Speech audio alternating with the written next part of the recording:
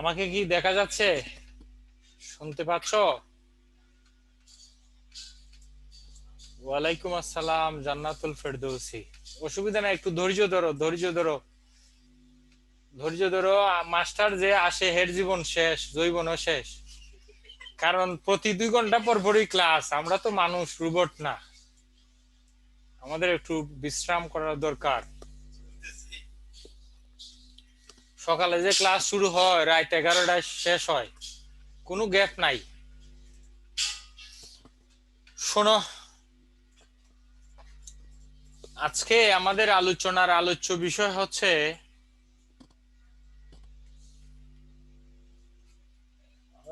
লিখো। প্রথমে আন্ডারলাইন করো সাহিত্য।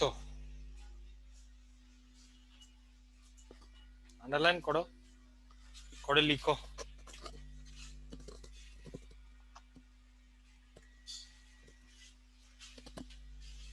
স্যার আমি নতুন, সালাম নিবেন। ওকে, অসংখ্য ধন্যবাদ।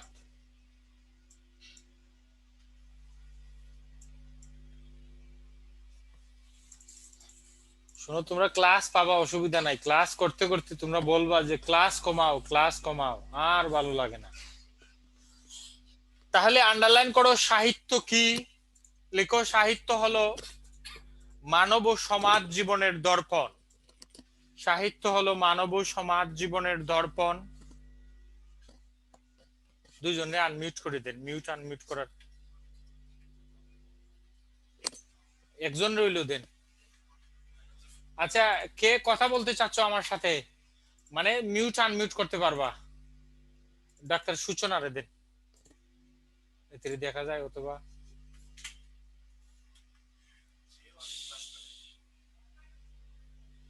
সূচনা, শুনতেছ? তুমি কথা বলো, কথা বলো, দেখি তোমায় শোনা যায় কিনা।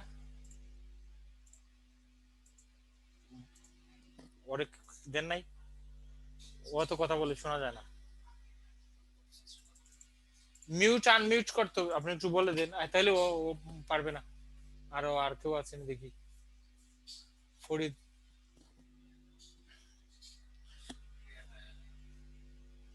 এক দুজনের সাথে কথা বলতে। শেখ দিন ইসলাম, তারে দেন, সে সামনে আছে। শেখ দিন ইসলাম শোনা যায়? দেখ, বা সূচনা মিউট আনমিউট করতে পারো? পারো? করো, করে কথা বলতে হবে যে ক্লাস শেষ হয়েছে কিনা। আমি এক দুজনের সাথে কথা না বললে পারে। কথা বলো সূচনা। স্যার আসসালামু আলাইকুম। ওয়ালাইকুম আসসালাম, অসংখ্য ধন্যবাদ। লিখে ফেলো সাহিত্য কি। লিখো, জি স্যার। সাহিত্য হলো মানব ও সমাজ জীবনের দর্পণ। সাহিত্য হলো মানব ও সমাজ জীবনের দর্পণ। সাহিত্য হলো মানব ও সমাজ জীবনের শোনো রে, অনলাইন ক্লাসে কোনো শান্তি নাই, সুখ পাইলাম না। খালি ক্লাস কইরাই গেলাম, সুখ পাইলাম না। তোমাদের দেখা যায় না, অন্তত পক্ষে দিলে মনে মনে এই কথাটা বুঝাই। আমি দেখতে না পাইলে কি হইল, তোমরা তো দেখতে পাচ্ছ। সাহিত্য হলো মানব ও সমাজ জীবনের দর্পণ। সাহিত্যকে শিল্পের অংশ বলে বিবেচনা করা হয়। লিখো। ভালো আছি, ভালো আছি, আগে লেখো। সাহিত্যকে শিল্পের অংশ বলে বিবেচনা করা হয়। লিখছো? সূচনা লিখছো? লিখছো? স্যার। ওকে, লিখো। লেখক তার চিন্তা চেতনা অনুভূতিকে যখন, স্যার। লেখক তার চিন্তা চেতনা অনুভূতিকে, অনুভূতি না বুঝলে লেখক ফিলিংস কে। লেখক তার চিন্তা চেতনা অনুভূতিকে যখন, এই যে দেখছো একজনে লিখছে স্যার আমি হবিগঞ্জ থেকে, তাইলে কেমনে হইলো? তুমি কথা বইলে আমারে বিরাট দুঃখ দিয়া ফেলছো। তোমরা সবাই ফার্ম গেটে ভর্তি হইছো, আর আমার শাখায় লোক পাই না। আমরা কিন্তু সাক্ষী থাকলেন।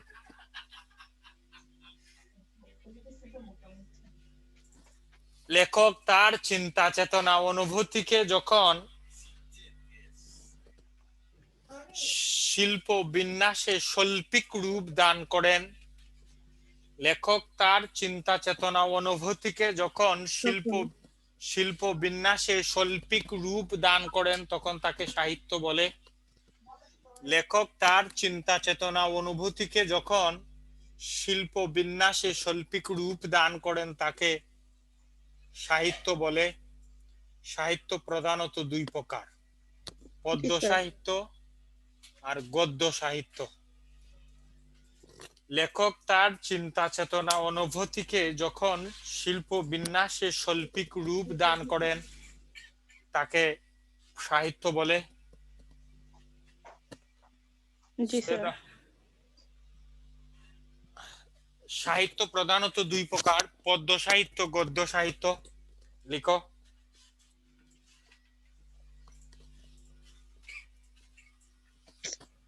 পদ্য সাহিত্য আন্ডারলাইন করো।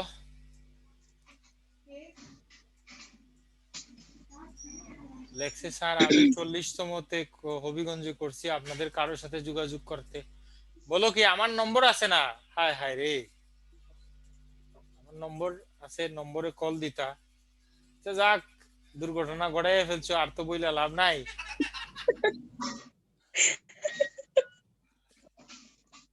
তুমি আমার শাখা বাদ দিয়া ফার্ম গেটে আসছো। যাক, এখানেও সার্ভিস ভালো হয়, অসুবিধা নাই, এরা স্লাইট মাইট। তবে তোমাদের সময় আমরা কথা দিয়া কথা রাখতে পারি নাই, শীট টিট দিতে পারি নাই। এখন আমরা যে কথা দেই কথা রাখি।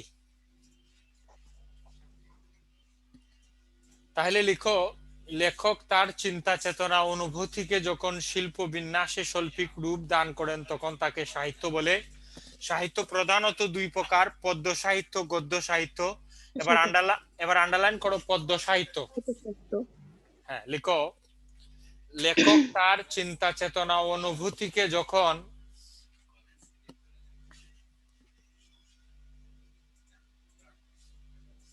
দেখছো 40তম কোর্স করে হেতির প্রাইমারিতে চাকরি হয়েছে। তোমার হবিগঞ্জে কোথায় বাড়ি বলো তো, লিখো লিখো।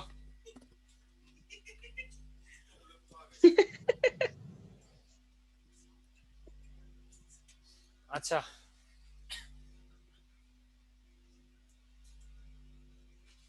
লেখো, লেখক লেখক তার চিন্তা চেতনা অনুভূতিকে যখন সংক্ষিপ্ত ভাবে ছন্দ বিন্যাসে লেখক তার চিন্তা চেতনা অনুভূতিকে যখন সংক্ষিপ্ত ভাবে ছন্দ বিন্যাসে পাঠকের সামনে উপস্থাপন করেন তখন তাকে পদ্য সাহিত্য বলে। আবারও বলি,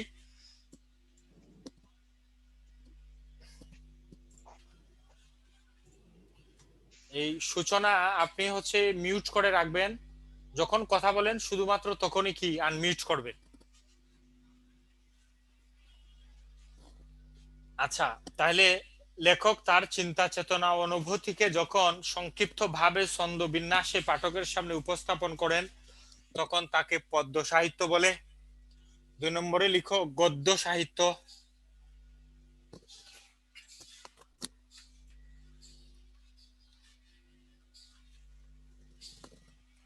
2 নম্বরে লিখো, সৈয়দা ফজিলাতুন্নেসা, তোমারে চিনি চিনি, দাঁড়াও, তুমি একবার মডেল টেস্ট পরীক্ষায় 1 নাম্বার হয়েছিল ঠিক কিনা? এবার তোমারে চিনতে পারছি। লিখো গদ্য সাহিত্য। লিখো, লেখক তার চিন্তা চেতনা অনুভূতিকে যখন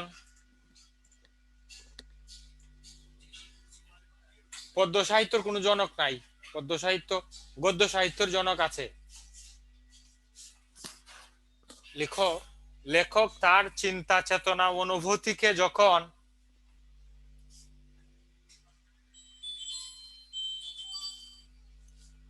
অনেক গিফট পাইছো, পাইয়া আমার শাখা তার ভর্তি হইছো না, দেখছো কারবারটা।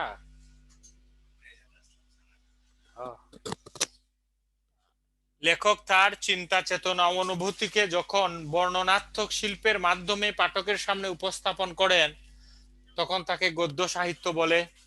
লেখক তার চিন্তা চেতনা অনুভূতিকে যখন বর্ণনাত্মক শিল্পের মাধ্যমে পাঠকের সামনে উপস্থাপন করেন তখন তাকে গদ্য সাহিত্য বলে।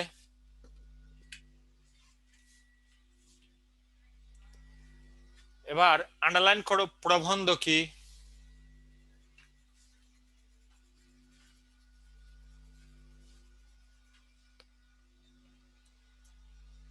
প্রবন্ধ কি লিখো। লেখো, লেখক তার সাধারণ কল্পনা ও বুদ্ধিভিত্তিকে আশ্রয় করে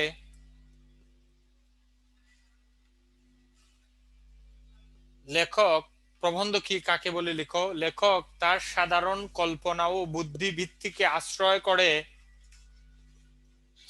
লেখক তার সাধারণ কল্পনা ও বুদ্ধিভিত্তিকে আশ্রয় করে গদ্য সাহিত্য হচ্ছে লেখক তার চিন্তা চেতনা অনুভূতিকে যখন বর্ণনাত্মক শিল্পের মাধ্যমে পাঠকের সামনে উপস্থাপন করেন তখন তাকে গদ্য সাহিত্য বলে। এবার প্রবন্ধ লিখো, লেখক তার সাধারণ কল্পনা ও বুদ্ধিভিত্তিকে আশ্রয় করে কোনো বিষয়বস্তু সম্পর্কে যখন লেখক তার সাধারণ কল্পনা ও বুদ্ধিবৃত্তিকে আশ্রয় করে কোনো বিষয়বস্তু সম্পর্কে যখন আত্মসচেতন নাতি দীর্ঘ সাহিত্য রূপ সৃষ্টি করেন তখন তাকে প্রবন্ধ বলে। লেখক তার সাধারণ কল্পনা ও বুদ্ধিবৃত্তিকে আশ্রয় করে কোনো বিষয়বস্তু সম্পর্কে যখন আত্মসচেতন নাতি দীর্ঘ সাহিত্য রূপ সৃষ্টি করেন তখন তাকে প্রবন্ধ সাহিত্য বলে।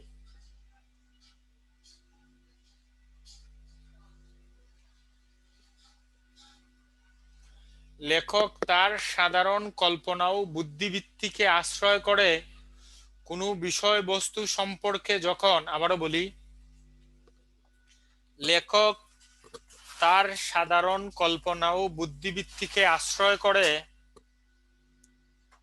কোনো বিষয়বস্তু সম্পর্কে যখন আত্মসচেতন নাতি দীর্ঘ সাহিত্য রূপ সৃষ্টি করেন তখন তাকে প্রবন্ধ সাহিত্য বলে। লিখছো লিখছো লিখছো, সূচনা লেখা হয়েছে কি? জি স্যার, লেখা হয়েছে।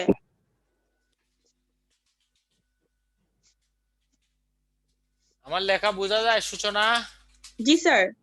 তোমরা ডাক্তারদের লেখা তো আরো ভয়াবহ অবস্থা। স্যার আমার লেখা ঠিক, স্যার আমার লেখা ঠিক আছে। তোমার আল্লাহর দোহাই লাগে, রুগীদেরকে লেখার সময় একটু বুঝাইয়া লিখো। না আমারে স্যার আমার লেখা, স্যার আমার লেখা ঠিক আছে। আমারে একবার ডাক্তারে লিখে দিছে গ্যাস্ট্রিকের ওষুধ, ফার্মেসি ওয়ালায় ধরতে পারছে না, আমারে লিখে দিয়ে ফেলছে ঘুমের ওষুধ। পরে আমার একদিনের ক্লাসই মিস হয়েছে। এবার লিখো, রাজা রামমোহন রায়কে বাংলা প্রবন্ধ সাহিত্যের পথিকৃৎ বলা হয়। রাজা রামমোহন রায়কে বাংলা প্রবন্ধ সাহিত্যের পথিকৃৎ বলা হয়। কাকে বলা হয়? এই যে রাজা রামমোহন রায়কে। রাজা রামমোহন রায়কে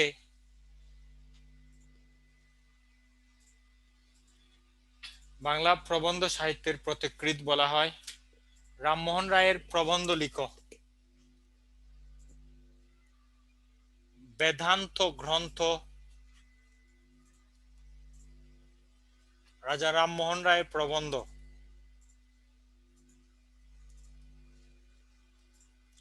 বেদান্ত সার, বেদান্ত গ্রন্থ, বেদান্ত সার, গু স্বামীর সহিত বিচার। বেদান্ত গ্রন্থ, বেদান্ত সার, ঘু স্বামীর সহিত বিচার।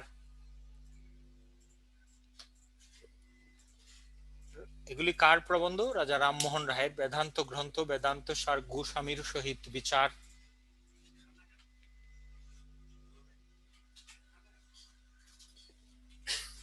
লেখা শেষ হইলে তোমরা আওয়াজ দিও। তার শেষ লেখা।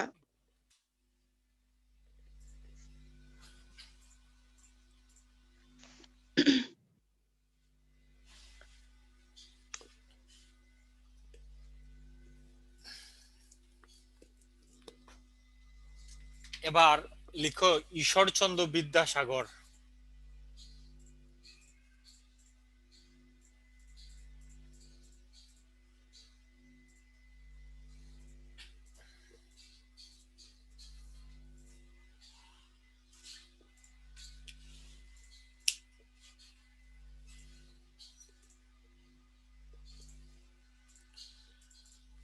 তোমরা জানো কিনা ঈশ্বরচন্দ্র বিদ্যাসাগর প্রধানত তিনটি বিষয়ে আন্দোলন করেছিলেন। একটি হচ্ছে বিধবা বিবাহ প্রচলন, আরেকটি হচ্ছে বহু বিবাহ রহিতকরণ, আরেকটি হচ্ছে শিক্ষা আন্দোলন। 1855 সাল অবধি পর্যন্ত হিন্দু সমাজে বিধবাদের পুনরায় বিয়ে দেওয়ার মতো কোনো ব্যবস্থা ছিল না। কোনো নারীর স্বামী মারা গেলে কিংবা কোনো কারণে স্বামী তাকে ত্যাগ করলে এই নারী আর পুনরায় বিয়ে করতে পারতেন না। প্রকান্তরে সেই সমাজে পুরুষরা চাইলে একাধিক বিয়ে করতে পারতো। বলা হয় তাকে একটি পুরুষ 30টি বিয়ে করত। তোমরা একটু বলো, একটি পুরুষ 30টি বিয়ে করলে এই পুরুষ মারা গেলে বিধবার সংখ্যা হয় কতজন?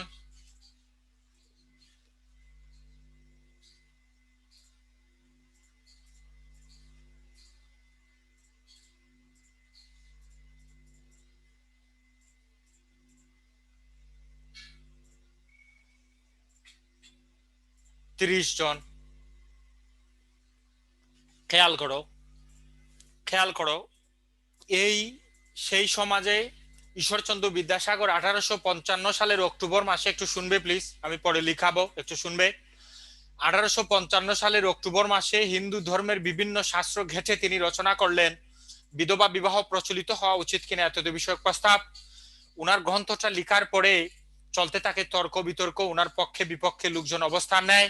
কেউ বলল কেউ বলল যে এটা ঠিকই আছে, কেউ বলল না এটা ঠিক নেই, মিছিল হয়, মিটিং হয়, আপিল হয়, মোমবাতি জ্বালানো হয়।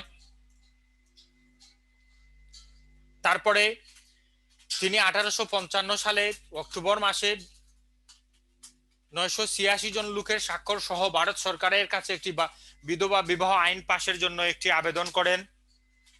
এর পরিপ্রেক্ষিতে 9 জানুয়ারি 1856 সালে ভারত সরকার কাউন্সিল একটি বিল উপস্থাপন করে বিধবা বিবাহ আইন পাশের জন্য।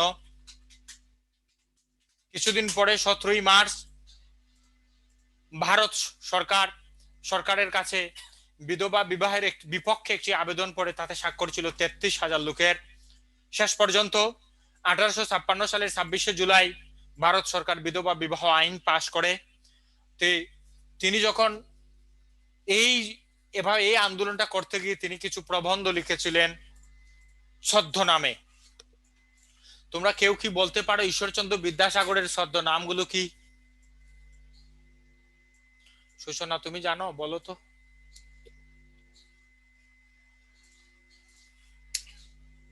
আনমিউট করে বলো।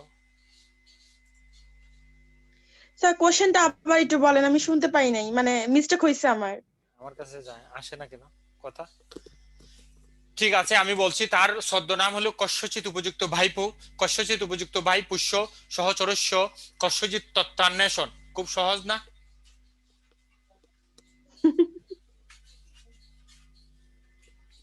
ঈশ্বরচন্দ্র বিদ্যাসাগরের প্রবন্ধগুলো লিখো। বিধবা বিবাহ প্রচলিত হওয়া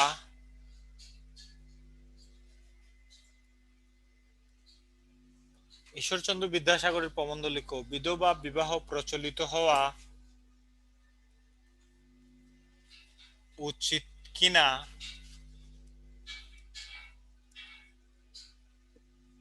এতদি বিষয়ক প্রস্তাব।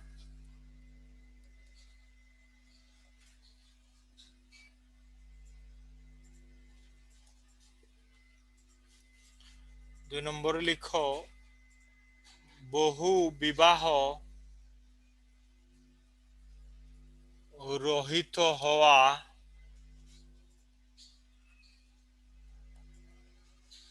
উচিত কিনা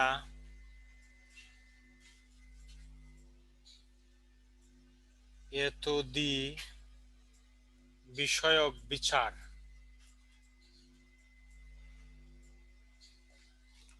বিধবা বিবাহ প্রচলিত হওয়া উচিত কিনা এতদি বিষয়ক প্রস্তাব, বহু বিবাহ রহিত হওয়া উচিত কিনা এতদি বিষয়ক বিচার। তারপরে লিখো অতি অল্প হইল, অতি অল্প হইল। তারপরে লিখো আবারও অতি অল্প হইল।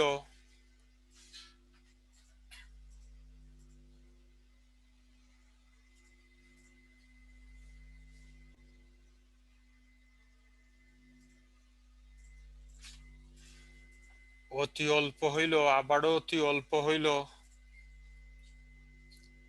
তারপরে লিখো ব্রজ বিলাস, তারপরে লিখো রত্ন পরীক্ষা,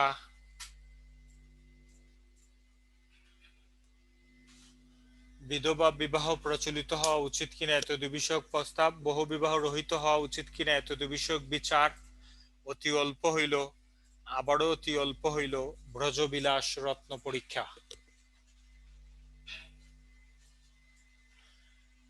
আচ্ছা, জান্নাতুল ফেরদৌসি বলছে রাজা রামমোহন রায়ের প্রবন্ধগুলো বলার জন্য। রাজা রামমোহন রায়ের প্রবন্ধ হইল বেদান্ত গ্রন্থ, বেদান্ত সার, গোস্বামীর সহিত বিচার।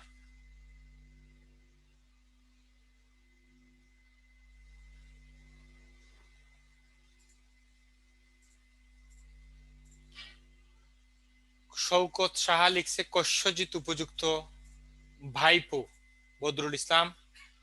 এটি হচ্ছে ঈশ্বরচন্দ্র বিদ্যাসাগরের কি নাম? ছদ্মনাম। এবার আন্ডারলাইন করো রাজনারায়ণ বসু। আগেরটা কি লেখা শেষ হয়েছে? এটা লেখা শেষ হয়েছে? জি স্যার। ওকে।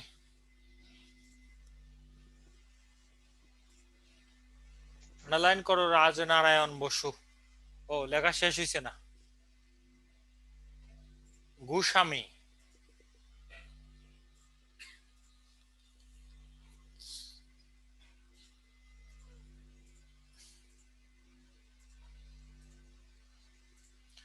আন্ডারলাইন করো রাজনারায়ণ বসু।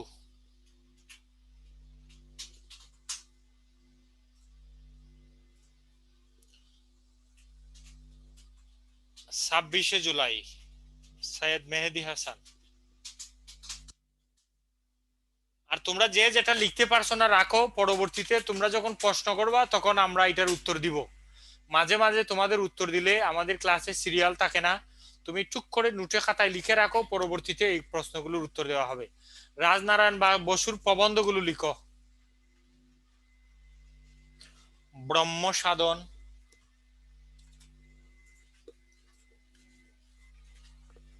প্রবন্ধগুলো লিখো। ব্রহ্ম সাধন। রাজনারায়ণ বসু রবীন্দ্রনাথ ঠাকুরের গৃহ শিক্ষক ছিলেন তিনি। ব্রহ্ম সাধন, ধর্ম ও তথ্য দীপিকা, সেকাল একাল, বৃদ্ধ হিন্দুর আশা। লেখা শেষ হইলে কমেন্টস করবা।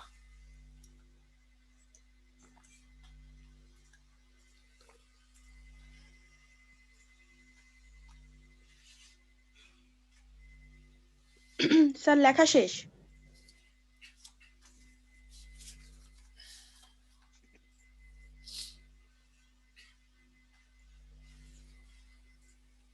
শেষ হলে আওয়াজ দিও।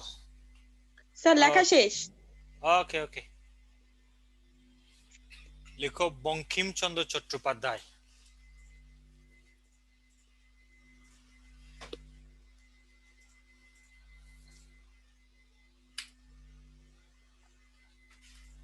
বঙ্কিমের প্রবন্ধগুলো লিখো।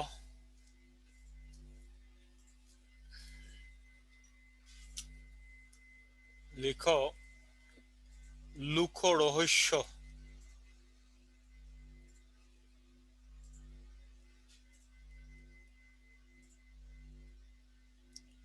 বিজ্ঞান রহস্য,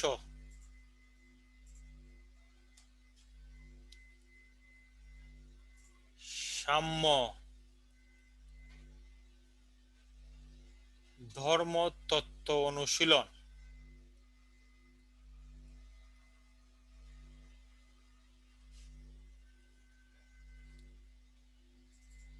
বিবিধ সমালোচনা,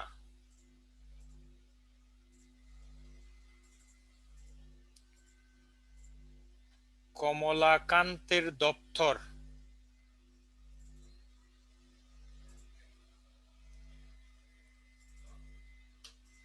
লোক রহস্য, বিজ্ঞান রহস্য, সাম্য,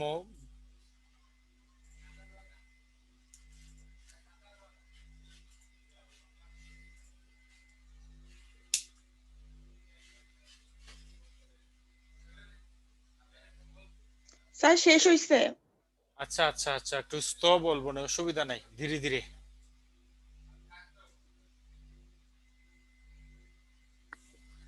আমি 4G তো, 4G তে তো কোনো স্লো নাই। আর তোমরা আজকে আমার বিষয় দিছো গল্প, উপন্যাস, প্রবন্ধ, নাটক, সব কিছু। বলো 2 ঘন্টায় সব কথা খুইলা খাওয়া যায়?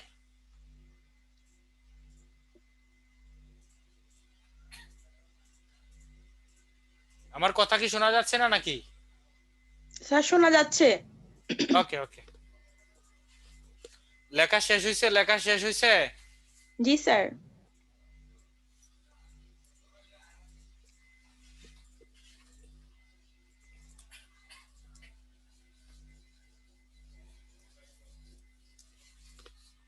দেখি তারপরে কে আছে। লেখো কালীপ্রসন্ন ঘোষ। কারে?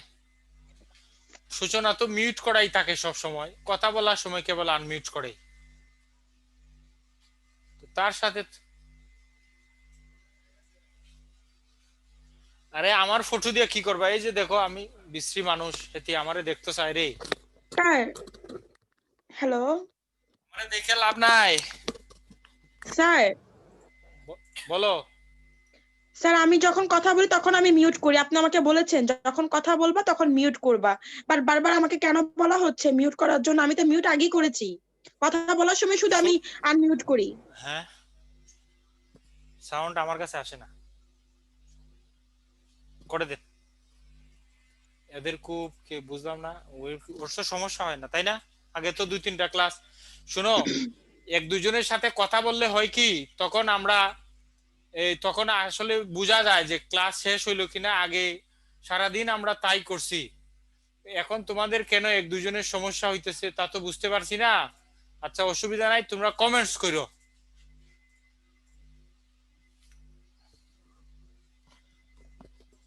আরে তার মা নাকি হেরে দেখি ফেলছে, কও কারবারটা হের গরো আগুন লাগায় লাভ নাই। খেয়াল করো, কালীপ্রসন্ন ঘুষে প্রবন্ধগুলো লিখো। নারী জাতি বিষয়ক প্রস্তাব। আমি আস্তে আস্তে বলি, অসুবিধা নাই, যা পারি তা দিয়ে যাবো।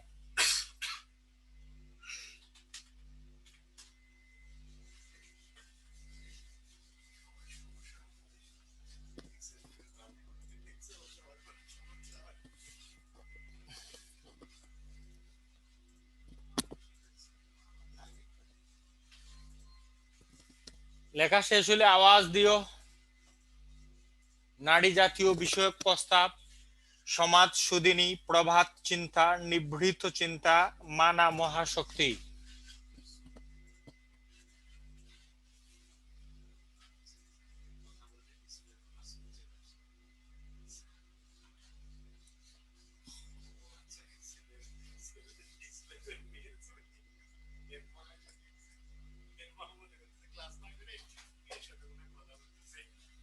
ওকে, তারপরে তোমরা লিখবা রবীন্দ্রনাথ ঠাকুর, ওনার প্রবন্ধগুলো লিখো।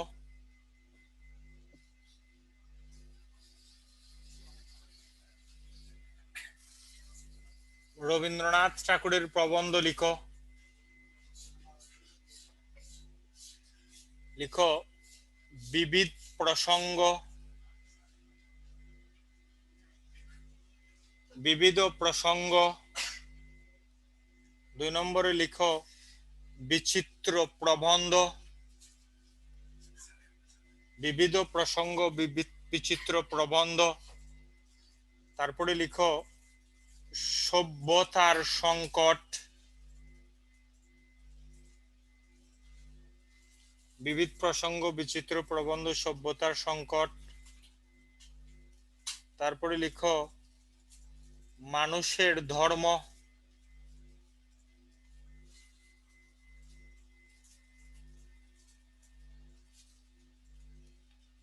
তারপরে লিখো আত্মশক্তি,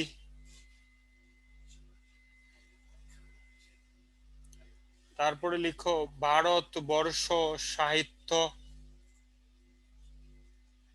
বিবিধ প্রসঙ্গ, বিচিত্র প্রবন্ধ, সভ্যতার সংকট, মানুষের ধর্ম, আত্মশক্তি, ভারতবর্ষ সাহিত্য। এতটুকু লেখা শেষ হলে আওয়াজ দিবা। আচ্ছা মকবুল, আচ্ছা মকবুলের কি শেষ হচ্ছে? মকবুল, মকবুল নাকি মাসুদুল?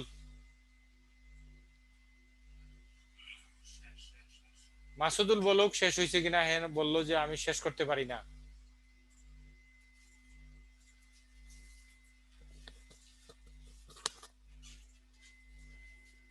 ভারতবর্ষ সাহিত্য, উনার অনেক প্রবন্ধ আছে। আবার লিখো, লিখো প্রাচীন সাহিত্য,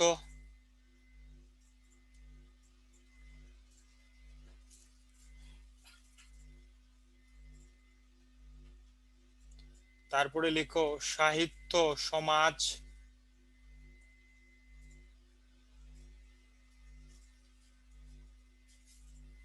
তারপরে লিখো সাহিত্যের পথে, সাহিত্যের পথে, তারপরে লিখো লোক সাহিত্য, লোক সাহিত্য। যা লিখছি তা আবার পড়ে শোনাই। প্রাচীন সাহিত্য, সাহিত্য সমাজ, সাহিত্যের পথে, লোক সাহিত্য। তারপরে লিখো শিক্ষা,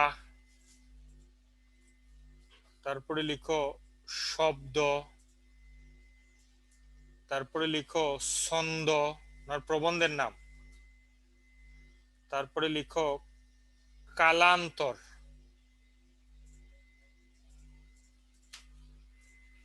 শিক্ষা শব্দ,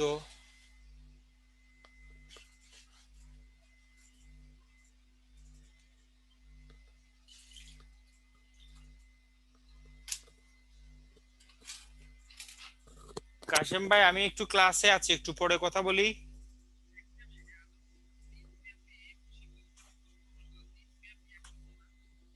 হ্যাঁ হ্যাঁ এক শব্দ। হ্যাঁ রাইট রাইট রাইট।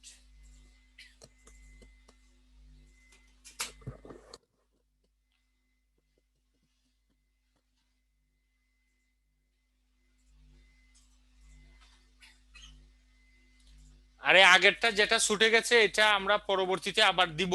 তোমাদের সাথে কথা বলবো পরে আবার দিব, অসুবিধা নাই। যেখানে আছি সেখান থেকে লেখো, না হলে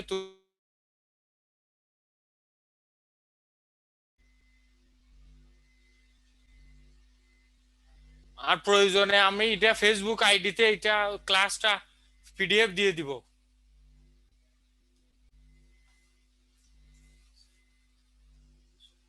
হ্যাঁ গ্রুপে পিডিএফ এর লিংক দিয়ে দিব, ক্লাসের পিডিএফ দিয়ে দিব। তো দেখো প্রাচীন সাহিত্য, সাহিত্য সমাজ, সাহিত্যের পথে, লোক সাহিত্য, শিক্ষা শব্দ ছন্দ কালান্তর, এগুলি রবীন্দ্রনাথ ঠাকুরের প্রবন্ধ লেখা হয়েছে।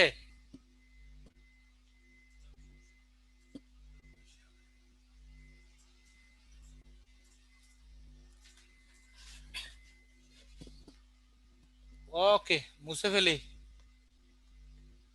মনে রাখার টেকনিক দিলে আজকে এই পুরা ক্লাস নিতে পারবো না, প্রবন্ধই শেষ হইয়া যাবে। পড়তে পড়তে মনে থাকবে, আমার মনে আছে এমনি।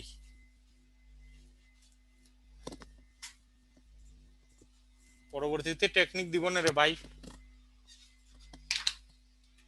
দেখো কি আছে, মীর মোশাররফ হোসেন লেখো।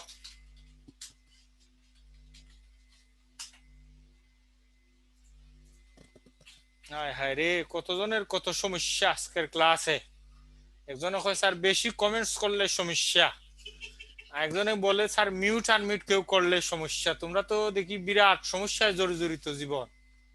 আমার মতো আসলে তোমরা রে, আমারও কত সমস্যা। আমার জীবন জৈবন লই আমি মহা বিপদে আছি। লেখো মীর মোশাররফ। আসলে বাস্তবিক ক্লাস আর অনলাইন ক্লাস কিন্তু এক না, সুখ নাই। ক্লাস নিয়েও সুখ নাই, কইরেও সুখ নাই। মীর মোশাররফ হোসেন লিখো।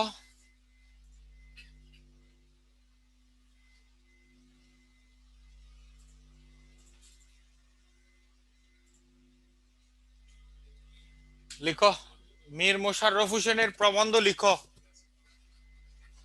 শুনো, মীর মোশাররফ হোসেন একটা প্রবন্ধ লিখলেন, গু জীবন, মানে হচ্ছে গুরুর জীবন। এই প্রবন্ধে তিনি লিখলেন যে হিন্দু মুসলমান আমরা মিলে দিলেই বসবাস করছি দেশে, সুতরাং সুতরাং একজন লিখছে জুবাইর ভাই ফাঁসে বসে হাসে, এটাও সমস্যা। জুবাইর ভাই তো সকাল থেকে হাসতেছে, কারো কোনো সমস্যা হইল না।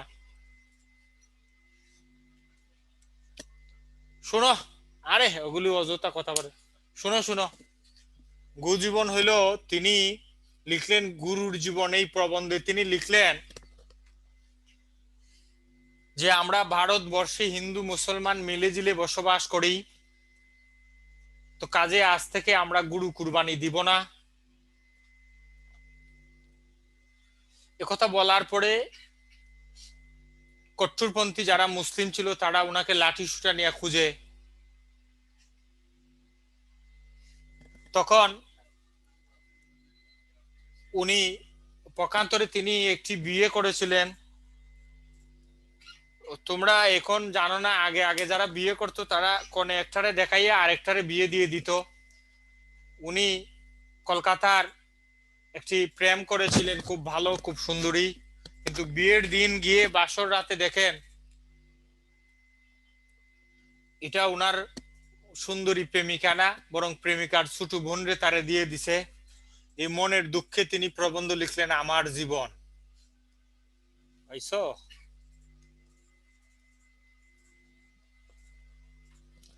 তারপরে লিখলেন কুদবা, তারপরে লিখলেন হযরত বেলালের জীবন।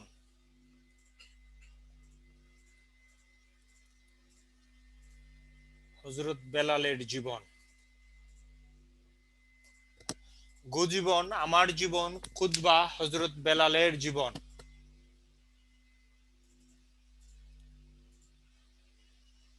লেখা শেষ হইলে একটু কমেন্টস করবা। তোমাদের তো আবার কমেন্টস করলেও সমস্যা, আমি আছি তো মহা মুসিবতে।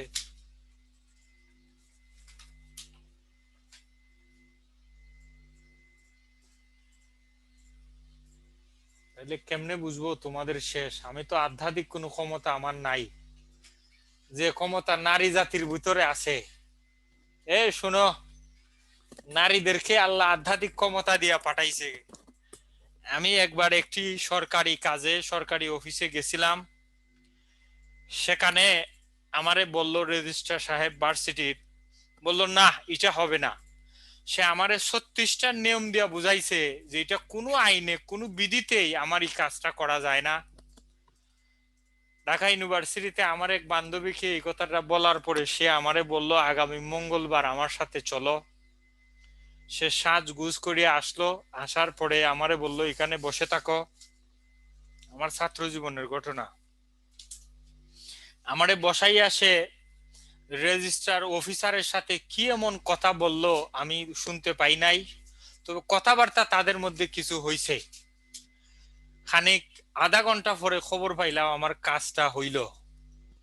আমি আমার বান্ধবীর জিজ্ঞেস করলাম যে কাজ আমি 40,000 টাকা ঘুষ দিয়েও করতে পারলাম না, বিভিন্ন নিয়ম কানুনে আবদ্ধ ছিল এই কাজ, তোমার 15 মিনিটের কথায় কি করিয়া হইল?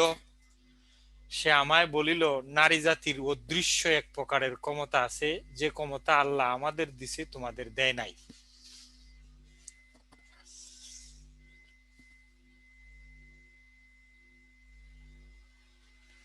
লেখছে জুবাইর ভাই আমার প্রিয় লোক। আমি যে বলছি জুবাইর ভাই হাসে, এটা মজা কইরা কইছি, সিরিয়াসলি নিবেন না। আচ্ছা যাও, মাফ, তোমার সিঙ্গারা খাওয়ানো হইব, বুঝছো? যে প্রমোদ চৌধুরী লিখো।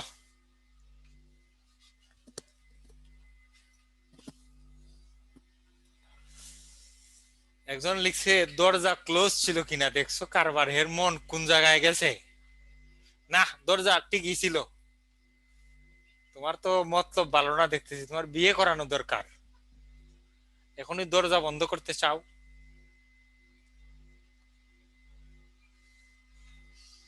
হ্যাঁ, জুবাইর ভাই অনেক ভালো মানুষ। অবশ্যই জুবাইর ভাই ভালো মানুষ। এই যে আমার স্লাইড তৈরি করে দিছে, তার একটা বিয়ে করানো দরকার। প্রমোদ চৌধুরীর লিখ,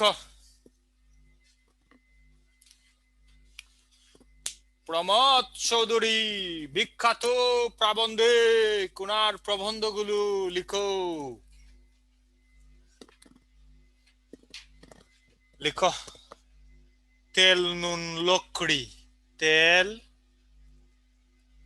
নুন লকড়ি, এটা এসেছিল বিশেষ পরীক্ষায়।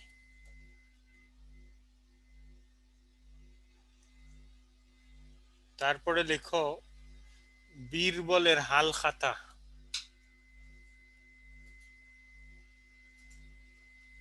তেল নুন লকড়ি বীরবলের হাল খাতা।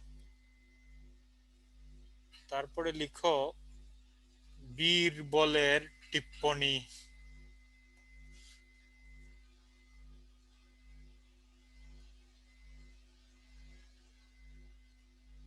বীরবলের হাল খাতা, বীরবলের টিপ্পনী। তারপরে লিখো নানা কথা। তোমরা বেশি স্পিডে 4G তে পড়াইলে তোমরা তো বুঝো না, এজন্য 2G তে আসি। মাল যা পারি সময়ের ভিতরে দিয়া যাই। নানা কথা, নানা চর্চা।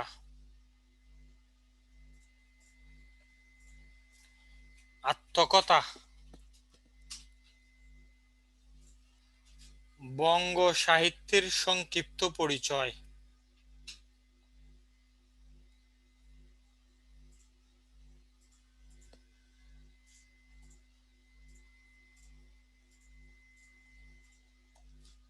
নানা কথা, নানা চর্চা, আত্মকথা, বঙ্গ সাহিত্যের সংক্ষিপ্ত পরিচয়।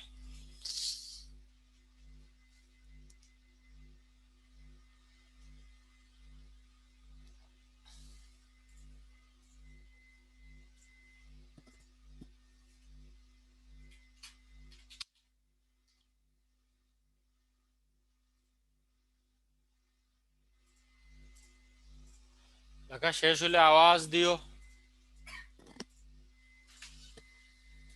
খবর কি?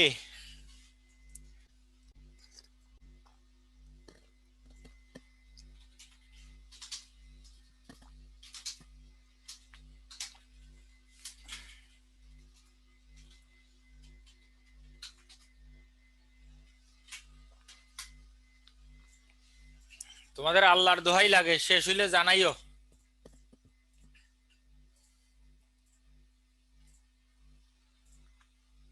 আবারও বলি, তেল নুন লকড়ি, বীরবলের হাল খাতা, বীরবলের টিপ্পনী, নানা কথা, নানা চর্চা, আত্মকথা, বঙ্গ সাহিত্যের সংক্ষিপ্ত পরিচয়।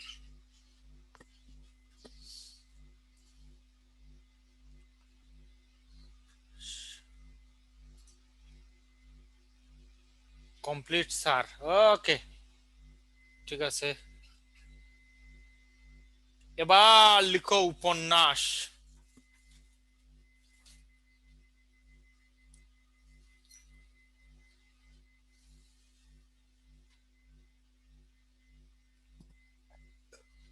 লেখো লেখক তার জীবন অনুভূতির কথা,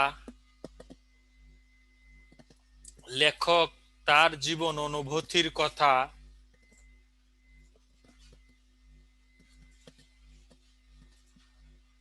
লেখক তার জীবন অনুভূতির কথা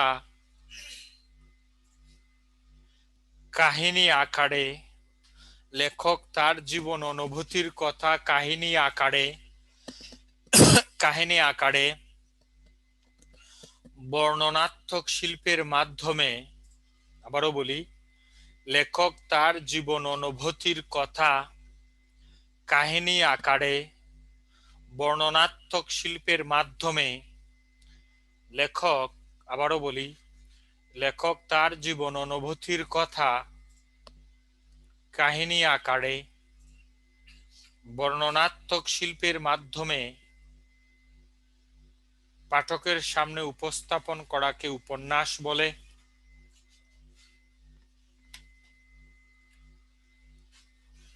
পাঠকের সামনে উপস্থাপন করাকে উপন্যাস বলে।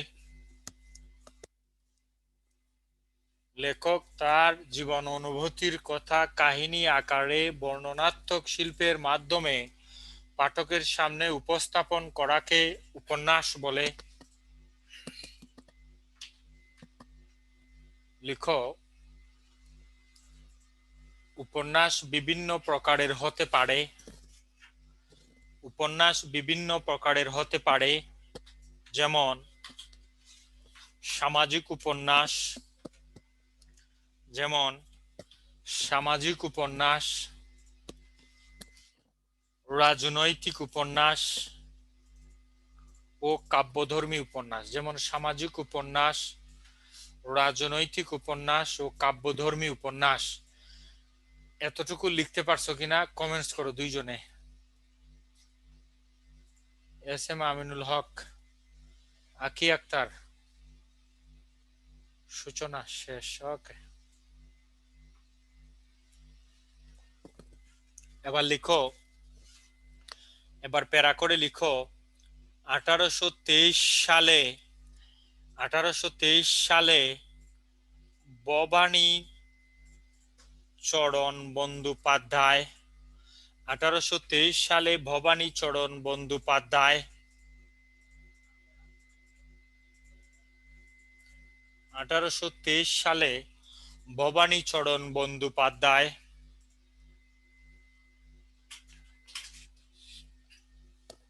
এই যে কি লেখা উঠছে, 1823 সালে ভবানী চরণ বন্দ্যোপাধ্যায় কলকাতার সমাজ জীবনের 1823 সালে ভবানী চরণ বন্দ্যোপাধ্যায় কলকাতার সমাজ জীবনের সামাজিক অনাচারের বিরুদ্ধে 1823 সালে ভবানী চরণ বন্দ্যোপাধ্যায় কলকাতার সমাজ জীবনের সামাজিক অনাচারের বিরুদ্ধে লেখনী ধারণ করার জন্য 1823 সালে ভবানী চরণ বন্দ্যোপাধ্যায় কলকাতার সমাজ জীবনের সামাজিক অনাচারের বিরুদ্ধে লেখনী ধারণ করার জন্য রচনা করেন কলিকাতা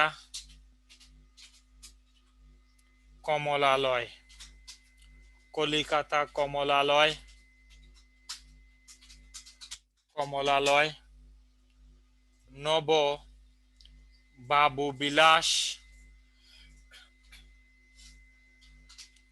নববিবি বিলাস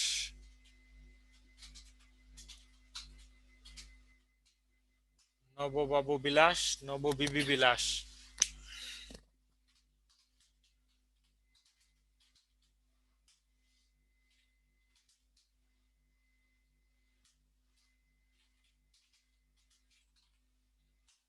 এতটুকু লেখা শেষ হলে আওয়াজ দিও।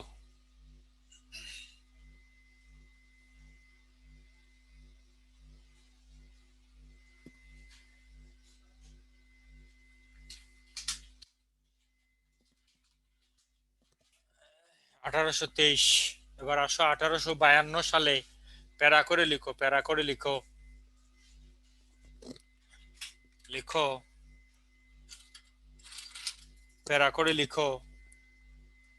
1852 সালে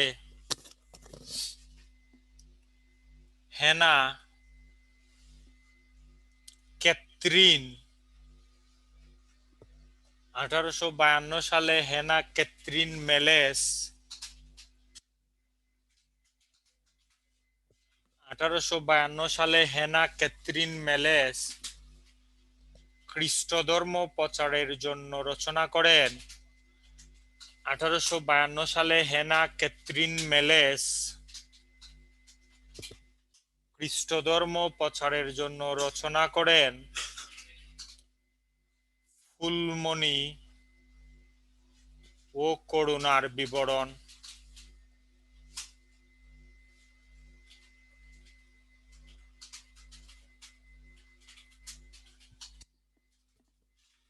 1823 সালে হেনা ক্যাথরিন মেলেস খ্রিস্ট ধর্ম প্রচারের জন্য রচনা করেন ফুলমণি ও করুণার বিবরণ।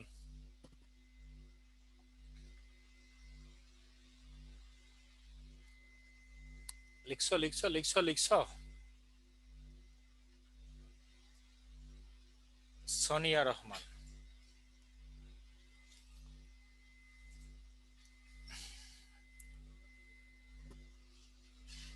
ওকে, আমি এখন 3G তে আছি। 3G, 5G তে উঠলে তোমাদের মোবাইলে কাভার দেয় না। লিখো 1858 সালে 1858 সালে পেড়িচাঁদ মিত্র রচনা করেন 1858 সালে পেড়িচাঁদ মিত্র রচনা করেন তার আলালের গোড়ের দুলাল উপন্যাসটি। 1858 সালে পেড়িচাঁদ মিত্র রচনা করেন তার আলালের ঘরের দুলাল উপন্যাসটি।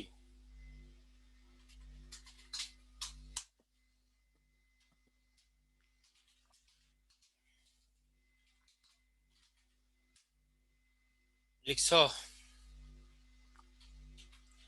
এবার লিখো কিন্তু এগুলো একটিও উপন্যাসের মর্যাদা কিন্তু এগুলো একটিও পরিপূর্ণ উপন্যাসের মর্যাদা পায়নি। কিন্তু লেখো কিন্তু এগুলো একটিও পরিপূর্ণ উপন্যাসের মর্যাদা পায়নি।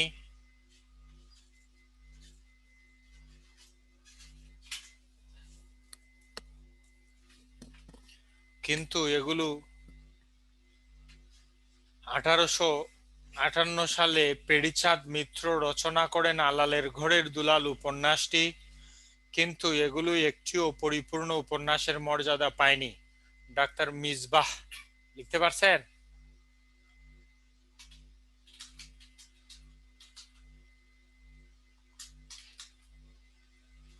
এবার 1800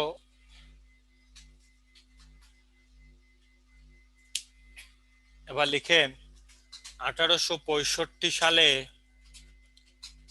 বঙ্কিমচন্দ্র চট্টোপাধ্যায় 1865 সালে বঙ্কিমচন্দ্র চট্টোপাধ্যায় রচনা করেন দুর্গেশ নন্দিনী উপন্যাসটি।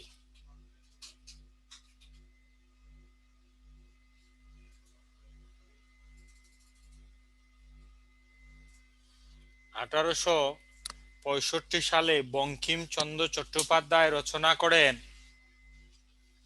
দুর্গেশ নন্দিনী উপন্যাসটি। দুর্গেশ নন্দিনী উপন্যাসটি এটি বাংলা সাহিত্যের প্রথম সার্থক উপন্যাস। এটি বাংলা সাহিত্যের প্রথম সার্থক উপন্যাস। সার্থক কাকে বলে স্যার? তোমরা দেখবা মাঝে মধ্যে বলো তোমারে বিয়ে করে আমার জীবনটা সার্থক হইছে। সার্থক মানে তুমি যা যা চাও তা তা পাও, পাইলেই সার্থক।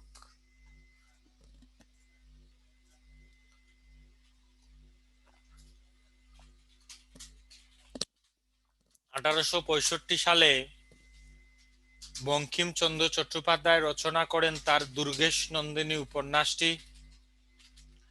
এটি বাংলা সাহিত্যের প্রথম সার্থক উপন্যাস। এতটুকু লিখছ? এবার লিখো, দাঁড়িয়ে লিখো বঙ্কিমচন্দ্র চট্টোপাধ্যায়কে দাঁড়িয়ে লিখো বঙ্কিমচন্দ্র চট্টোপাধ্যায়কে বাংলা উপন্যাসের জনক বলা হয়।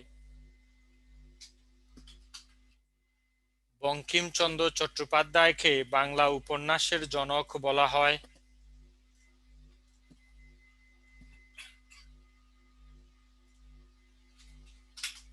হেনা ক্যাথরিন মেলেস হচ্ছে 1852 সালে। বঙ্কিমচন্দ্র চট্টোপাধ্যায়কে বাংলা উপন্যাসের জনক বলা হয়। লিখছো লিখছো লিখছো।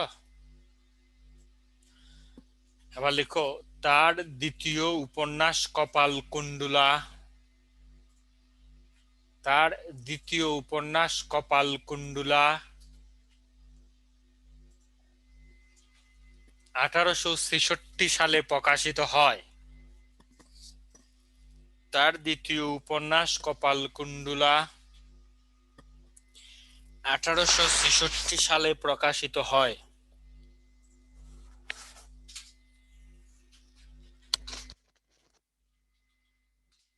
লেখো, এটি বাংলা সাহিত্যের প্রথম রোমান্টিক উপন্যাস। এটি বাংলা সাহিত্যের প্রথম রোমান্টিক উপন্যাস।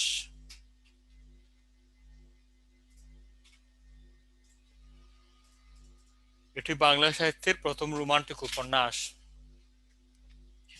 এই উপন্যাসটির 1866 সাল 1866।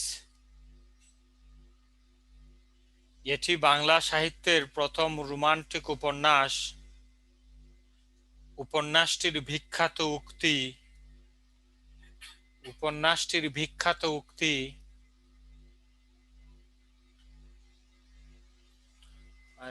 কত সাল? 1866। এই যে 1866 তানিয়া। উপন্যাসটির বিখ্যাত উক্তি, পথিক তুমি পথ হারিয়েছ। উপন্যাসটির বিখ্যাত উক্তি, পথিক তুমি পথ হারিয়েছ। 2 নম্বরে লিখো, তুমি অদম তাই বলি আমি উত্তম হইব না কেন। তুমি অদম তাই বলি আমি উত্তম হইব না কেন। ইয়োর ইন্টারনেট কানেকশন, এটা কি লেখা ওঠে?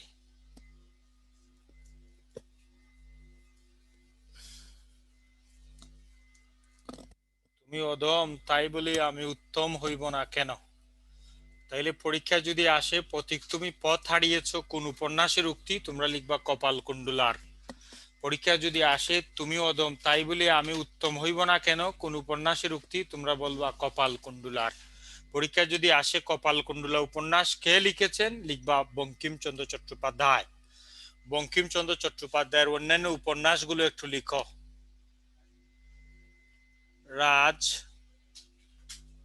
রাজমোহনস wife,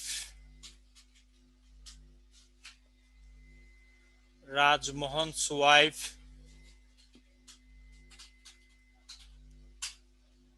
Jugalanguriya, Rajmohan's wife Jugalanguriya, Debi Chaudhurani,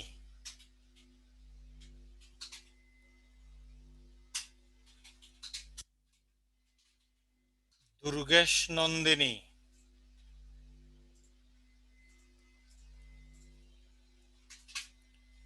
Radharani,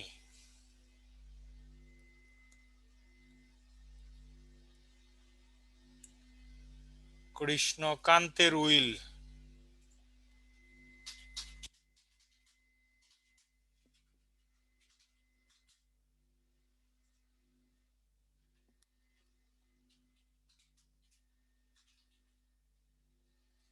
Mrinalini,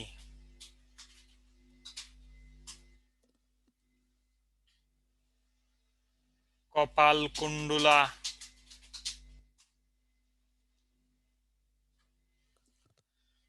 রাজমোহনস wife Jugalanguriya, Debi Chaudhurani, Durgesh Nandini, Radharani, কৃষ্ণকান্তের উইল, মৃণালিনী, কপালকুণ্ডলা।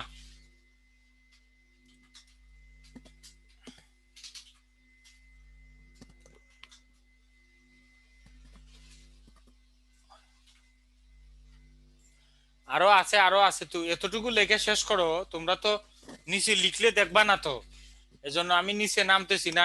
রাত হয়ে গেছে না, রাতে বেশি নিচে নামলে অসুবিধা আছে, এজন্য উপরে লিখতেছি। এগুলো লেখে শেষ করো, আরো আছে তো, তা তো আমি জানি। বাংলা ভাষায় 14টা, ইংরেজিতে একটা 15টা।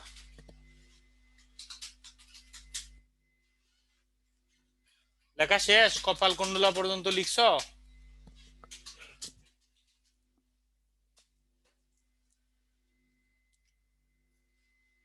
লিখো। ইন্দিরা,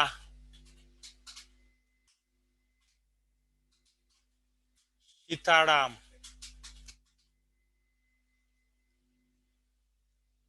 রজনী, চন্দ্রশেখর,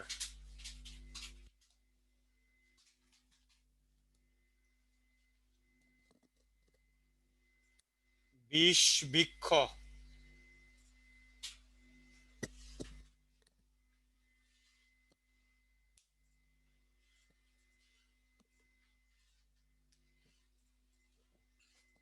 আনন্দমঠ।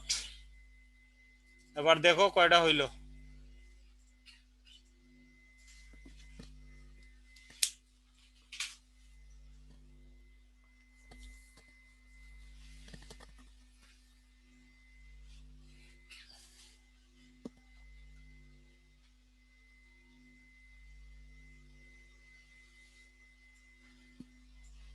রাধারানী বলছি, রাধারানী। ওকে, এবার লিখো। মুছে ফেলি, আমি কি এটা মুছার অনুমতি পাইবার পারি? ওকে, 2G গতিতে পড়াইতেছি। আমার গতি সবসময় 5G থাকে।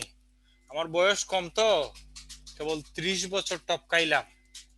আরো বয়স বাড়লে পরে আস্তে আস্তে 4G থেকে আসবো 2G 3G। লিখো রবীন্দ্রনাথ ঠাকুর।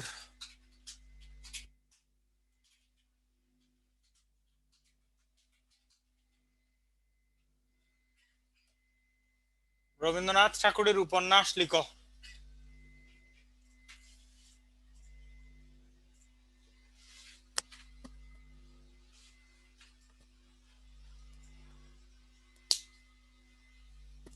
আসলে কথা হলো অনলাইনে ক্লাস তো, আমি তো কমেন্টস দেখি, যখন বলি শেষ কিনা তখন যার শেষ না তুমি লিখবা, শেষ না লিখবা। তুমি তো বসে থাকো, তাইলে তোমার অনুভূতি, আবেগ অনুভূতির কথা তো আমি জানি না। আমি খালি ডিসপ্লের দিকে তাকাইলেই লেখা দেখি জি জি জি জি স্যার, তখন আমি ভাবি যে ওরা সব শেষ।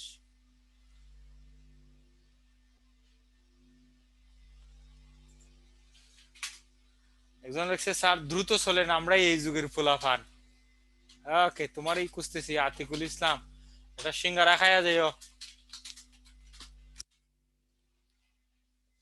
তাইলে রবীন্দ্রনাথ ঠাকুরের উপন্যাস লিখবো লিখবো, বলো তো কয়টা আছে? রবীন্দ্রনাথ ঠাকুরের উপন্যাস কয়টা?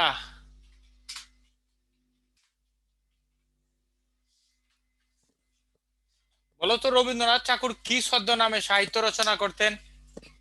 বলো দেখি এবার কয়জনে লিখতে পারো, কয়জনে কয়টা লিখতে পারো দেখি। ওই যে একজনে লিখছে বনফুল। হায় হায় রে, আমারে বিষ খাওয়াইয়া মারো।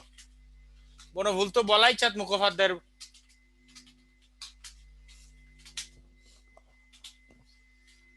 শোনো, তোমরা যেমন মেয়েরা ছদ্ম নাম ধারণ করো, তোমার নাম মিনারা, ফেসবুকে আইডি খুলো স্পর্শহীন নারী, খবর নিয়ে দেখা যায় তোমার 3টা বাচ্চা আছে। তোমরা যে ফেসবুকে নাম দিছো চুমু বালিকা, কে আমার রিকোয়েস্ট পাঠাইছে বলো দেখি? চুমু বালিকা এটা আবার কি ধরনের আইডি? আমার ফ্রেন্ড রিকোয়েস্ট পাঠাইছে।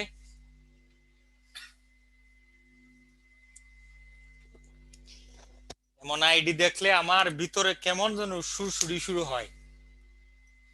শোনো, রবীন্দ্রনাথ ঠাকুরের ছদ্ম নাম হইল ভানুসিংহ ঠাকুর, অকপট চন্দ্র, ধীক্ষণ ভট্টাচার্য, আন্নাকলি পাকরসী, নবীন কিশোর শর্মন, বাণী বিনোদ, বিদ্যা বিনোদ, শ্রীমতী কনিষ্ঠা, শ্রীমতী মধ্যমা, ভূতনাথ বাবু, ষষ্ঠী চরণ দেব শর্মা। উনার উপন্যাস হচ্ছে দুই বোন রাজশ্রী, মালঞ্চ, চতুরঙ্গ, গুড়া, বউ ঠাকুরনীর হাট, গড়ে বাইরে যোগাযোগ, চার অধ্যায়, নৌকাডুবি, শেষের কবিতা, চুকের বালি। উপন্যাসগুলো লিখে দেই, লিখো। ওনার উপন্যাস লিখো, লিখো লিখো, কুঞ্জিতে পড়াই দেখো। 1 নম্বরে লিখো দুই বোন।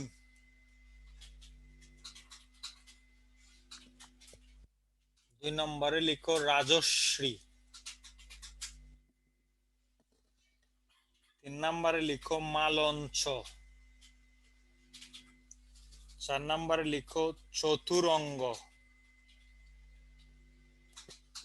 5 নম্বরে লিখো গুড়া। 6 নম্বরে লিখো বউ ঠাকুরানীর হাট।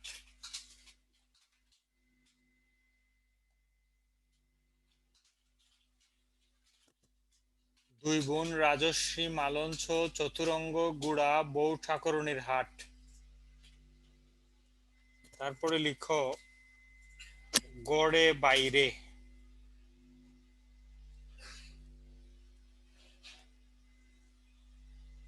তারপরে লিখো যোগাযোগ।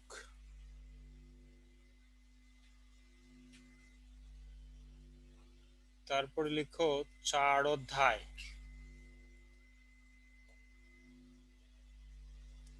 তারপরে লিখো নৌকা ডুবি। তারপরে লিখো চোখের বালি।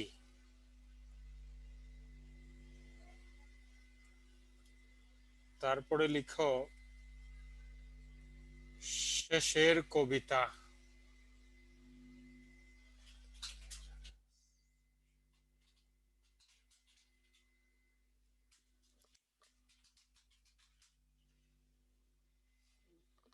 ভানু সিংহ ঠাকুর নামে লিখতেন। ভানু সিংহের পদাবলী।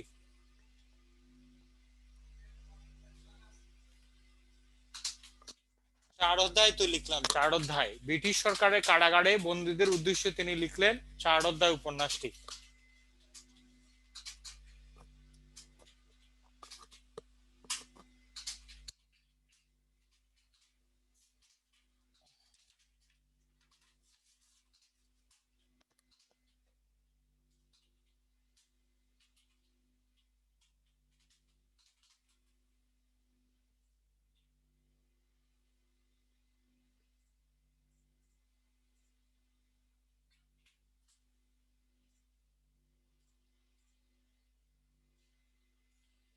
আচ্ছা তোমরা লিখো, একজন উপন্যাসিকের নাম লিখো, এই যেটা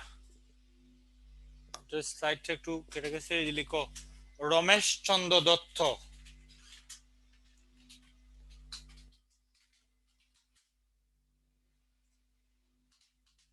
স্যারের ফুটা দেন মানে কি বুঝলাম না, ফুটা বলতে কি ফোন নাম্বার নাকি?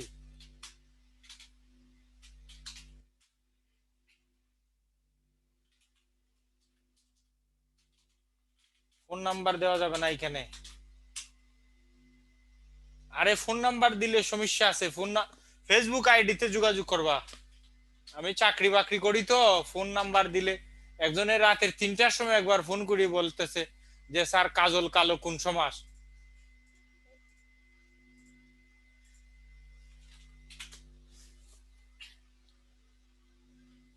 বাইরে বলে ফুটা দিতাম, হায় রে ভাই, সব কথা বলে না হৃদয়, কিছু কথা বুঝা নিতে হয়। এই যে ফুটা তো দেওয়াই আছে, ফুটা তুমি দেখতেছো না? না, এই যে ভাই ফুটা দিলাম। আরে সব কথা বলে না হৃদয়, কিছু কথা বুঝে নিতে হয়, সেই সময় তো ঠিকই বুঝো।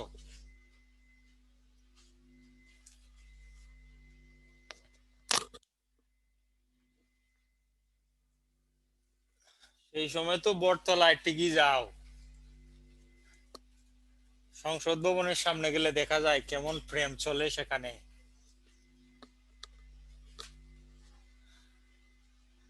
রমেশ চন্দ্র দত্তের উপন্যাস লিখো, পরে শরৎচন্দ্রের কাছে আসবো। এই যে লিখো রমেশ চন্দ্র দত্তের উপন্যাস, সামাজিক উপন্যাস সংসার ও সমাজ।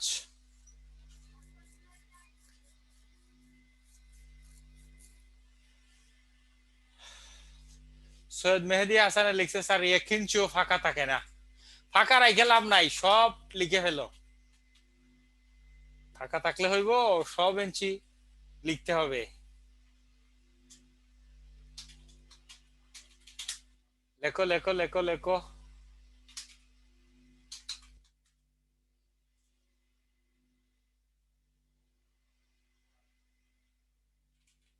আরে তানজিনা লেখো, কয়বার গেছেন স্যার, এই কথা বইলা লাভ না, এই কথা তোমার কমুকা, সব কথা বলতে হয়।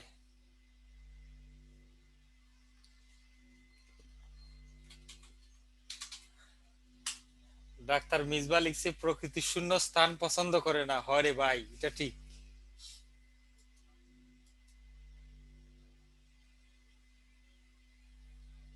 লেখা শেষ হইলে আওয়াজ দিও।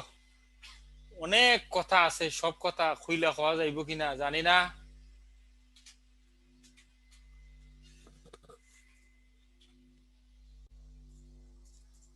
এবার লিখো শরৎচন্দ্র চট্টোপাধ্যায়।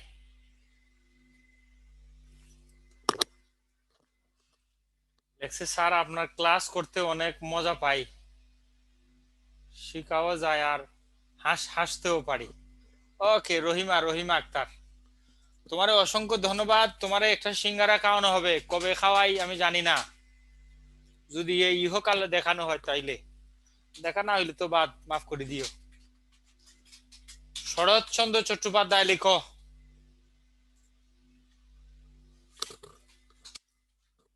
তবে অনলাইনে ক্লাস নিয়ে একটা মজা আছে, তোমাদের আমি অনেক কিছু খাওয়াইতে পারি, একটা খাওয়া নিতে আমার কোনো টাকা পয়সা খরচ হবে না, আর তোমরাও আমারে পাইবা না। আপনার ক্লাস করে অনেক মজা পাই, অসংখ্য ধন্যবাদ।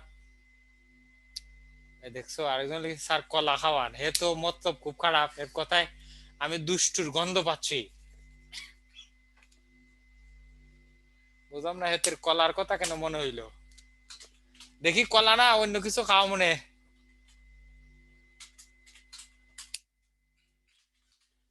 আচ্ছা আচ্ছা, লেখো লেখো। শরৎচন্দ্র চট্টোপাধ্যায়ের উপন্যাস লিখো লিখো লিখো লিখো। পণ্ডিত মশাই, পণ্ডিত মশাই।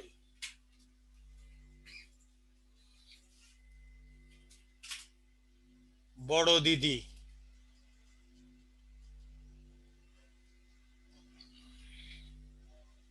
চরিত্রহীন। পণ্ডিত মশাই, বড় দিদি, চরিত্রহীন। নববিধান,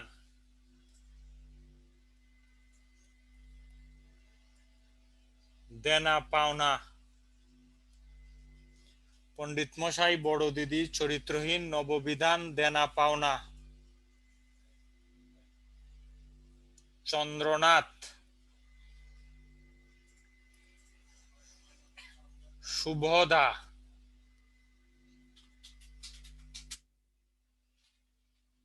বিরাজ বউ।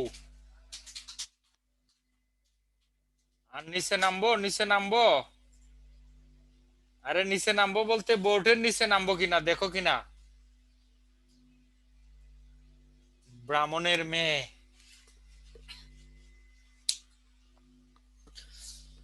মনে রাখার জন্য ছন্দ করে পড়ান, এটা আসলে ক্লাসে আসলে সম্ভব হবে না।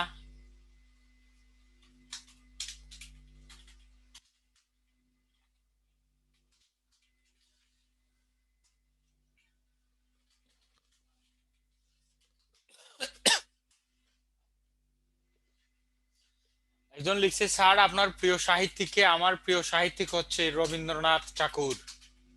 আমি ওনার লেখা পড়ে এত মজা পাই, এত মজা পাই, এত মজা, আহারে। বেদনায় যখন পড়ি দুঃখের লেখা, বেদনায় হৃদয়টা ঠন ঠন করে উঠে, আবার যখন আনন্দের লেখা পড়ি মনটা কত। শরৎচন্দ্রের অনেক মজা আছে, শরৎচন্দ্রের কথা আমি একটু বলতেছি।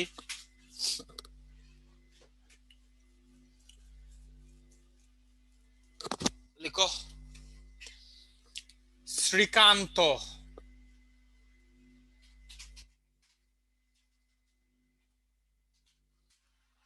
দেবদাস, বিপ্রদাস, দত্তা,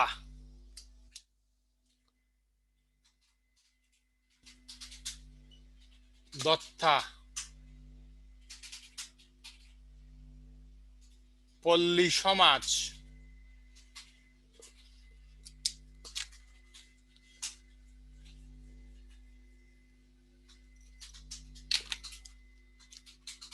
গৃহদাহ,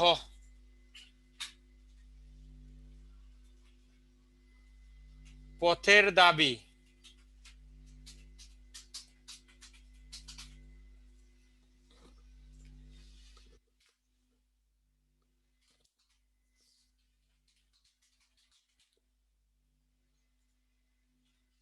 চরিত্রহীন মুভি আছে।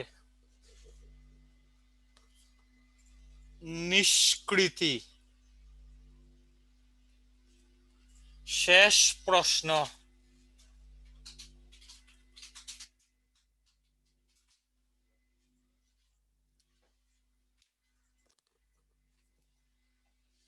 লেখা শেষ হইলে আওয়াজ দিও। লিখছে স্যার এতগুলো নাম আপনার মনে থাকে কেমনে? হায় হায় রে, এই কথা কি খুইলা কওয়া যাইবো?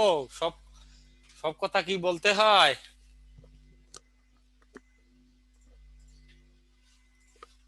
শেষ শেষ শেষ। যার শেষ না হে যেন লিখে শেষ না আমার, তবেই তো আমি মুছি না। তোমারে সঙ্গে লইয়া যাওয়ার ইচ্ছা আমার আছে।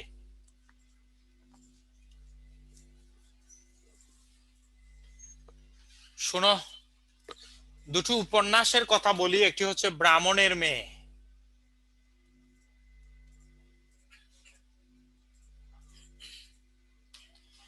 হিন্দু সমাজে জাতিভেদ প্রথা কেমন করিয়া প্রকট ছিল সে কথা যদি তুমি বুঝিতে চাও, তাহলে ব্রাহ্মণের মেয়ে উপন্যাসটি পড়ো। এই ব্রাহ্মণের মেয়েকে একটি প্রেমের প্রস্তাব করে অরুণ। তোমার তোমার সুন্দর চোখ, সুন্দর ঠোঁট, এলাহিত সুন্দর কেশবার, পাণ্ডুর অষ্টাদর গৈরিক বস্ত্র আমায় বেশ বিমোহিত করেছে। চলো না দুজন মনের বন্ধনে আবদ্ধ হই। তার এই অরুণের প্রেমের প্রস্তাবে এবার ব্রাহ্মণের মেয়ে কি বলে শোনো। অরুণদা, তোমায় কতভাবে বুঝিয়েছি, বহুবার বুঝিয়েছি, তবু যেন তোমার ভিক্ষার জোর জবরদস্তি কোনোভাবেই শেষ হইবার চাহে না।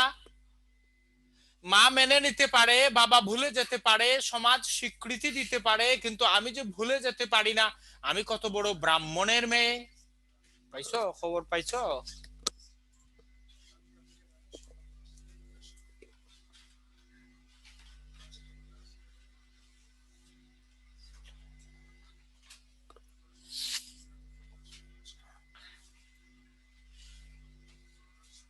দেখো, একজন আইসা বলতেছে স্যার নেট ছিল না, এটা কার উপন্যাস? এটা শরৎচন্দ্র চট্টোপাধ্যায়ের উপন্যাস।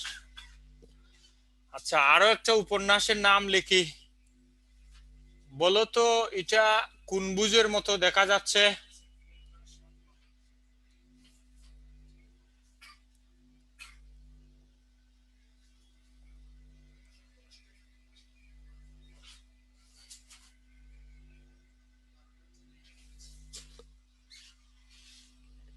ত্রিভুজ, ত্রিভুজ। আহারে ত্রিভুজ, শোনো। গৃহদেহ উপন্যাসের নায়িকা হচ্ছে অচলা, নায়ক হচ্ছে দুজন, একজন সুরেশ, একজন মহিম। তিনটি প্রধান চরিত্র, আর একটি চরিত্র আছে মৃণালিনী। অচলা, তুমি এই উপন্যাসটি পড়লে, অথবা এটা দিয়ে একটা মুভি আছে, বাংলা একটা ছায়াছবি আছে, এটা তুমি দেখলে, তুমি এই উপন্যাসটি পড়লে দেখবে একটি নারীর একের আশ্রয় থেকে অন্য পুরুষের জন্য তার হৃদয়টা কেমন ঠনঠন করিয়া উঠে। একটি নারীর একের অধীনে থেকে অন্য পুরুষের জন্য কেমন আকুল হইয়া উঠে, এই উপন্যাসটি পড়লে তুমি দেখবে। অচলাকে ভালোবেসে বিয়ে করে মহিম, শিক্ষিত নম্র ভদ্র মহিমকে ভালোবেসে বিয়ে করে ধনির দুলালি অচলা। ভালোবেসে বিয়ে করে মহিম অচলাকে নিয়ে আসে গ্রামে। গ্রামে এসে দেখে অচলা মহিম খুব হত দরিদ্র একটি পরিবারের সন্তান। এই গ্রামে কারেন্ট, ব্যাঙের চারদিকে ব্যাঙের ডাক, এই গ্রামে কারেন্ট নেই, বিদ্যুৎ নেই, কিন্তু বিদ্যুৎ বলতে যে একটা বিষয় আছে সেটা অবধি এই গ্রামের মানুষজন জানে না। মন ভেঙে গেল অচলার। পক্ষান্তরে মহিমের বন্ধু কবি ধনির দুলালি সুরেশ তার বাড়িতে বেড়াতে আসলে অচলা তার স্বামীর বন্ধু সুরেশের প্রেমে পড়ে যায়। অসুস্থ মহিমকে একলা রেখে রাতের আধারে অচলা সুরেশের হাত ধরে পালিয়ে যায়। একটি পুরুষ কিংবা একটি নারী যখন একসাথে একাধিক জনের প্রেমে পড়ে তখন তাকে বলে ত্রিভুজ প্রেম। এই উপন্যাসটিতে ত্রিভুজ প্রেম রয়েছে। বলছিলাম, অসুস্থ মহিমকে একলা রেখে অচলা সুরেশের হাত ধরে চলে যায়। অসুস্থ মহিমকে সেবা যত্ন দিয়ে ভালো করে তুলে মৃণালিনী। আরেকটি চরিত্র পাইলাম। এবার মহিম সুস্থ হয়ে বিয়ে করে ফেলে মৃণালিনীকে। পক্ষান্তরে সুরেশ অচলাকে নিয়ে এখানে সেখানে আত্মীয় স্বজনের বাড়িতে নিজের স্ত্রী বলে তাকে বসবাস করে। সুরেশ বহুবার বহু কৌশলে অচলার দেহ বুক করে। অচলাকে একলা ফেলে রেখে সুরেশও পালিয়ে যায়। এবার একলা হয়ে যায় অচলা। অচলা এবার প্রস্তাব করে, অচলা এবার প্রস্তাব করে মহিমকে যে যা হবার হয়ে গেছে, চলো এবার বিয়ে করে ফেলি, আবারও আমরা এক হয়ে যাই। কিন্তু এটা কি সম্ভব? কারণ এবার এবার মহিমের স্ত্রী কে? মৃণালিনী। মহিম তো পারে না আবার অচলাকে নিতে। তোমরা যে দুষ্ট, তোমরা হইলে বলতা অসুবিধা নাই, চলে আসো, এক চার্জার দেখি একাধিক মোবাইলের চার্জ হয় না।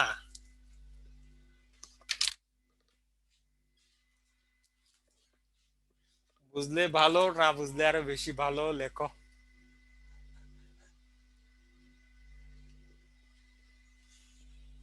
মানিক বন্দ্যোপাধ্যায়।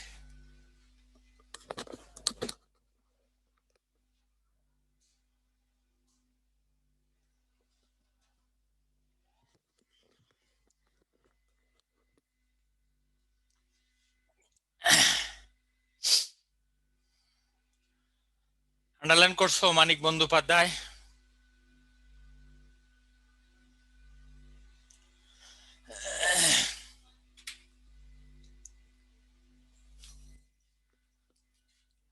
লিখো, মানিক বন্দ্যোপাধ্যায়ের উপন্যাস লিখো।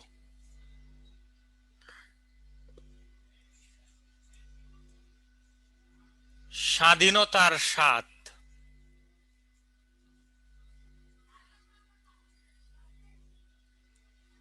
স্বাধীনতার স্বাদ। পরাধীন প্রেম। স্বাধীনতার স্বাদ আর পরাধীন প্রেম।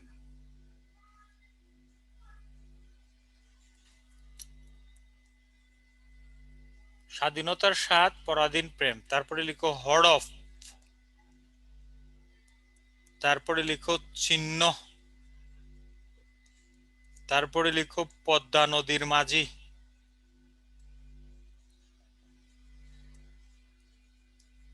তারপরে লিখো দিবারাত্রির কাব্য। দিবারাত্রির কাব্য। তারপরে লিখো জননী। তারপরে লিখো শহরতলী। তারপরে লিখো চিন্তামণি।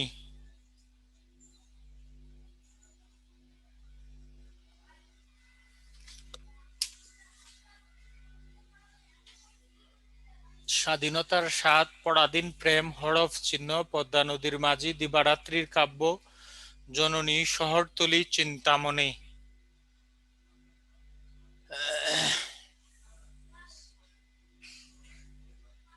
শেষ হয় নাই। কাকলি আবেদিন। লিখো লিখো কাকলি, লিখো, তোমার শেষ হইলি।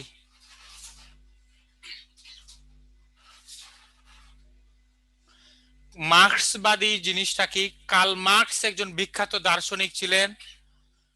ওই উনার অনুসারীদেরকে বলা হয় মার্ক্সবাদী।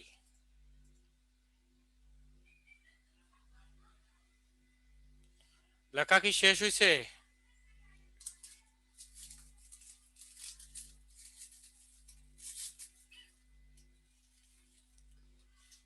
ওকে, তাহলে তারপরে আমাদের কে আছে? বিভূতিভূষণ বন্দ্যোপাধ্যায়, লিখো।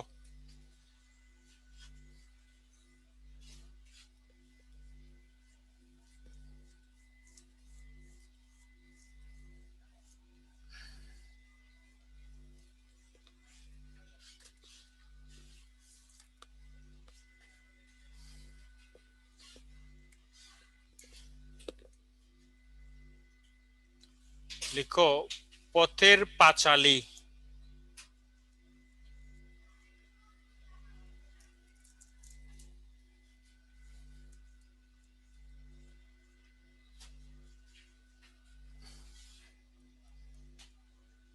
অপরাজিতা।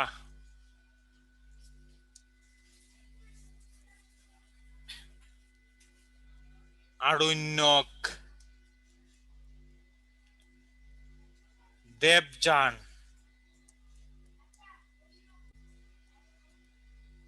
দৃষ্টিপ্রদীপ,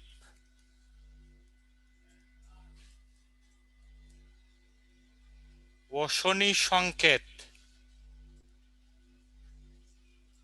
ভাই রাত 11টায় আমি যাইতে যে আমার আবার গেট লাগাই ফেলে মালিকে 12টার পর তো। আরে না, ক্লাসটা রাতের ক্লাসটা বাদ দিয়ে দেন।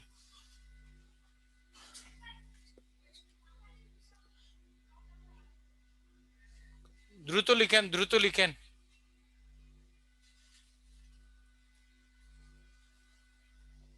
আগে তো সরকারি কোয়ার্টারে থাকতাম, দারোয়ানরে ডাকলেই আসতো।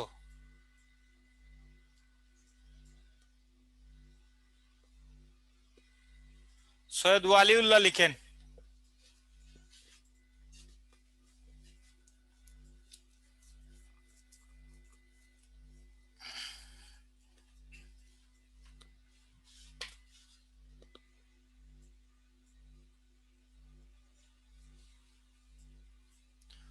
সৈয়দ ওয়ালিউল্লাহর উপন্যাস লিখেন লাল সালু।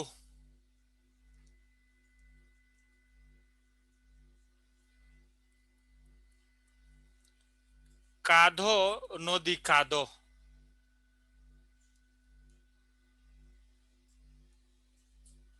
চাঁদের অমাবস্যা,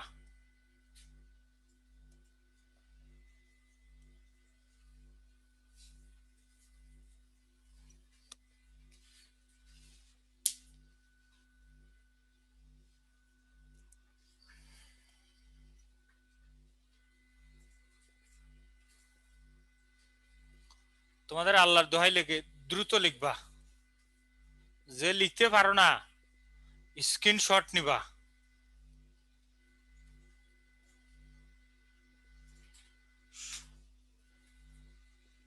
শওকত উসমান,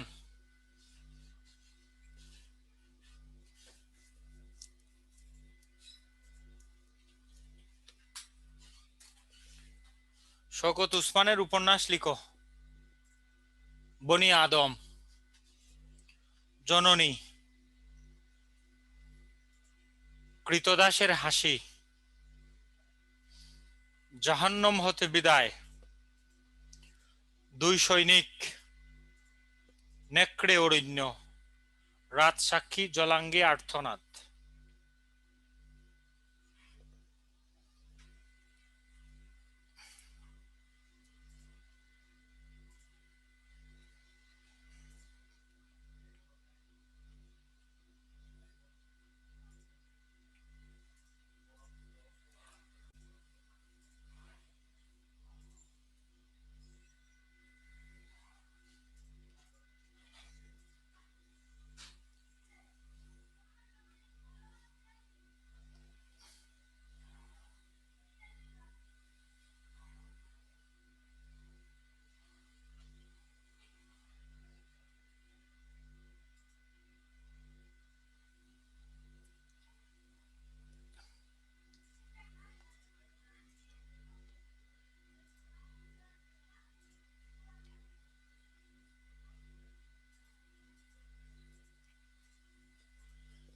তারপরে লিখো হুমায়ুন আহমেদ,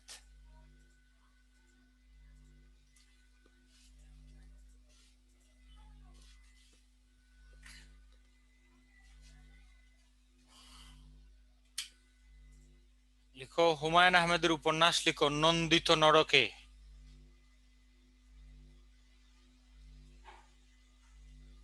শঙ্খচিল কারাগারে। লেখাটা উঠেনি।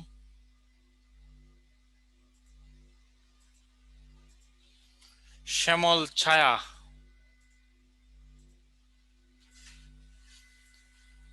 আগুনের পরশমণি,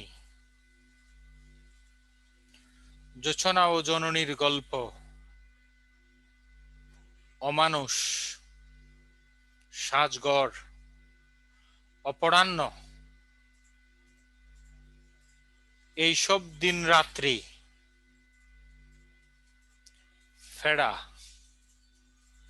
দেয়াল, হিমু, মিসির আলীর চশমা।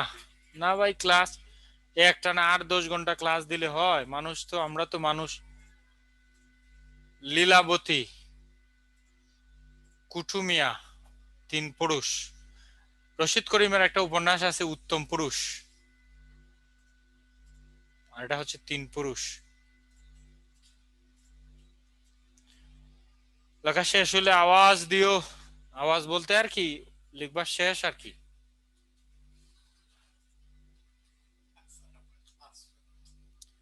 হয় রে ভাই।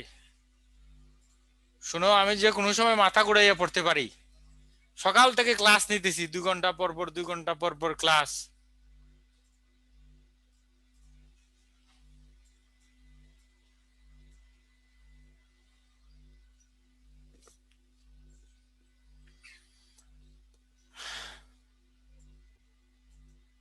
সামনে পারবো, সামনে পারবো।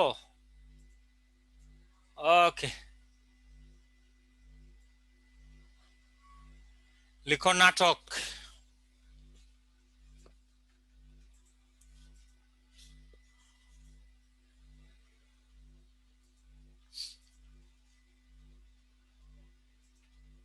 রেস্ট কিভাবে নিব? তোমাদের শেষ করে আবার 9টার ব্যাচে ক্লাস। রাত 11টায় শেষ হবে, তখন গিয়ে আমি গেট খোলা পাই কিনা ঠিক নাই। বাড়ির মালিক পাবলিকের বাসা ভাড়া নিয়ে থাকি তো, সে আবার বলছে 12টার পরে আমি গেট বন্ধ করে দিব।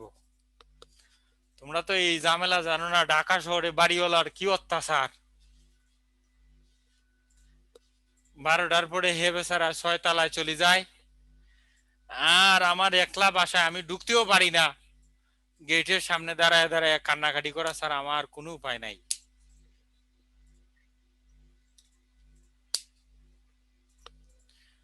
লিখো নাটক।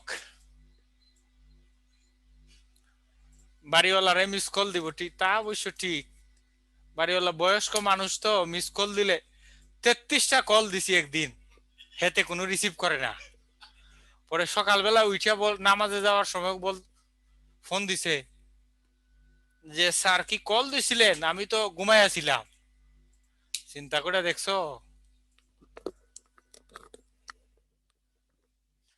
আচ্ছা যাই হোক, ঢাকা, এই কথা বলা যাবে না। তাইলে শুনো, লিখো। লেখক তার চিন্তা চেতনা অনুভূতিকে যখন রঙ্গরসের মাধ্যমে অভিনয় শিল্পীদের সাহায্যে, লেখক তার চিন্তা চেতনা অনুভূতিকে যখন, লেখক তার চিন্তা চেতনা অনুভূতিকে যখন রঙ্গরসের মাধ্যমে অভিনয় শিল্পীদের সাহায্যে,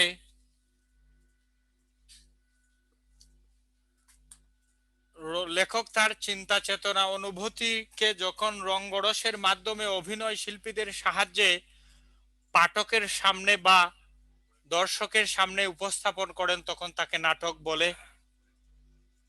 রবীন্দ্রনাথ ঠাকুরের নাটকগুলো লিখো।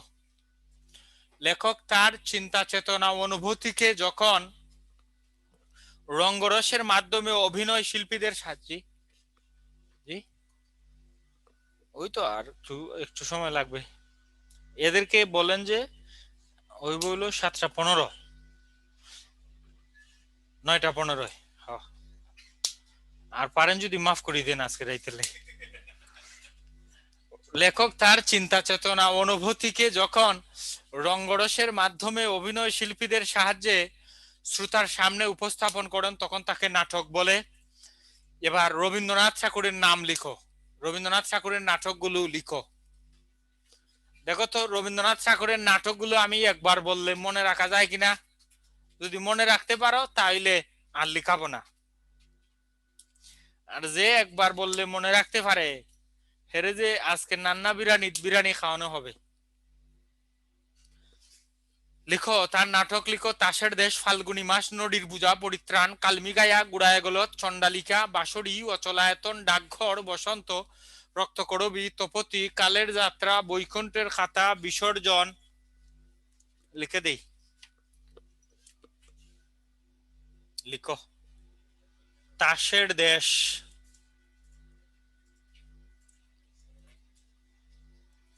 ফাল্গুনী মাস,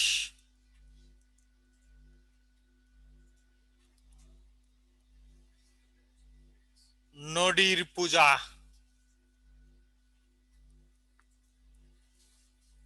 পরিত্রাণ, তাসের দেশ, ফাল্গুনি মাস, নদীর পূজা। নদী নদী এই যে নদী বুঝো না, ইউটিউবে লিখে দিও নদী গার্ল, দেখো কি দেখায়।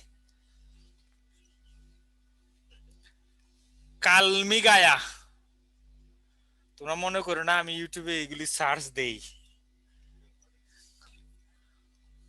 গুড়ায় গলদ,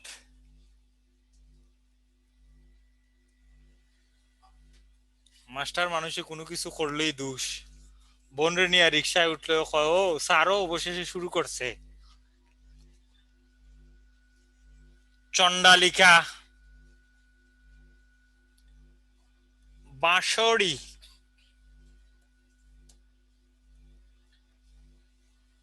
অচলায়তন,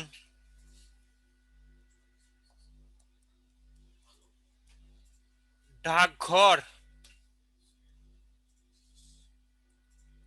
বসন্ত, রক্তকরবী,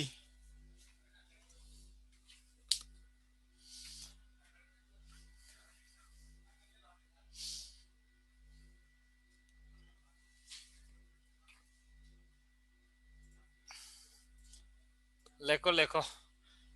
তোমরা আল্লাহর দোহাই লাগে আমারে দুঃখ না, আমার কোনো দোষ নাই, রবি ঠাকুর লিখছে তাই আমি বলতেছি। তোমরা অনেকে আমারে খারাপ মনে করবা যে এতগুলো কেন লেখাই, আমার কোনো দোষ নাই, রবি ঠাকুর লিখছে তাই আমি লিখতেছি।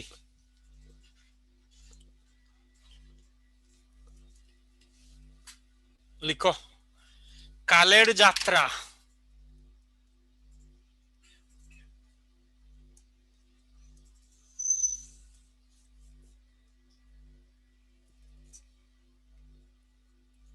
বৈকুণ্ঠের খাতা,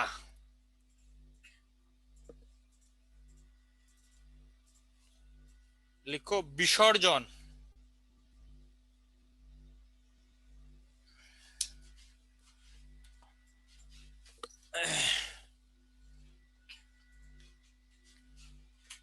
লিখছো লিখছো লিখছো। কালের যাত্রা, বৈকুণ্ঠের খাতা, বিসর্জন।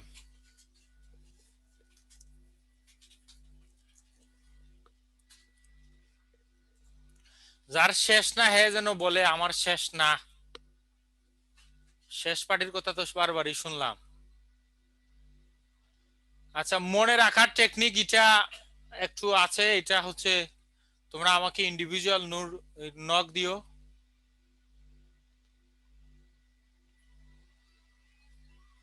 বাংলা, তোমরা বাংলা লিখো, ইংরেজি ওয়ার্ড কেমনে বুঝি কও দেখি। এবার লিখো মাইকেল মধুসূদন দত্ত।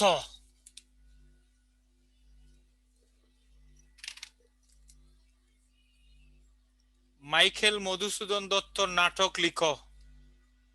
মাইকেল মধুসূদন দত্ত লিখো। তার নাটক মনে রাখার টেকনিক লিখো। কিশোরী সুপমা,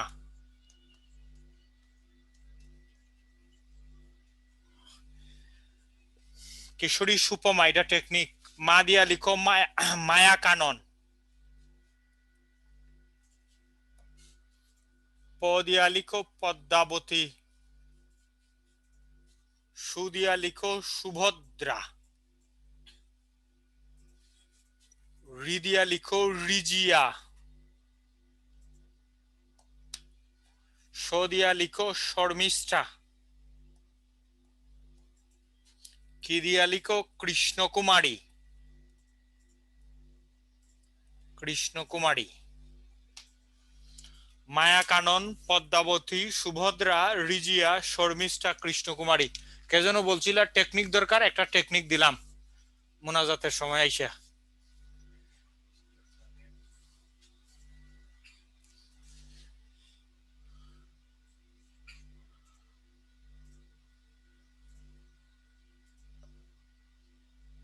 ফেসবুক আইডি হচ্ছে মীর সবুজ। তো ফ্রেন্ড 5,000 হয়ে গেছে। বন্ধুর সংখ্যা কিছু কমাইতাছি। গতকালও 3 জন বান্ধবীরে আনফ্রেন্ড করছি, আর 2 জন বন্ধু। MIR মির, SOBUJ মির সবুজ। লেখা শেষ হইছে, শেষ হইছে।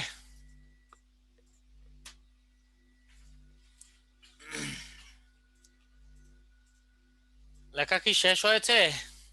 ওকে, শোনো, অবশেষে একটি রোমান্টিক চাঞ্চল্যকর কথা আছে। লেখো, খাতায় লেখো।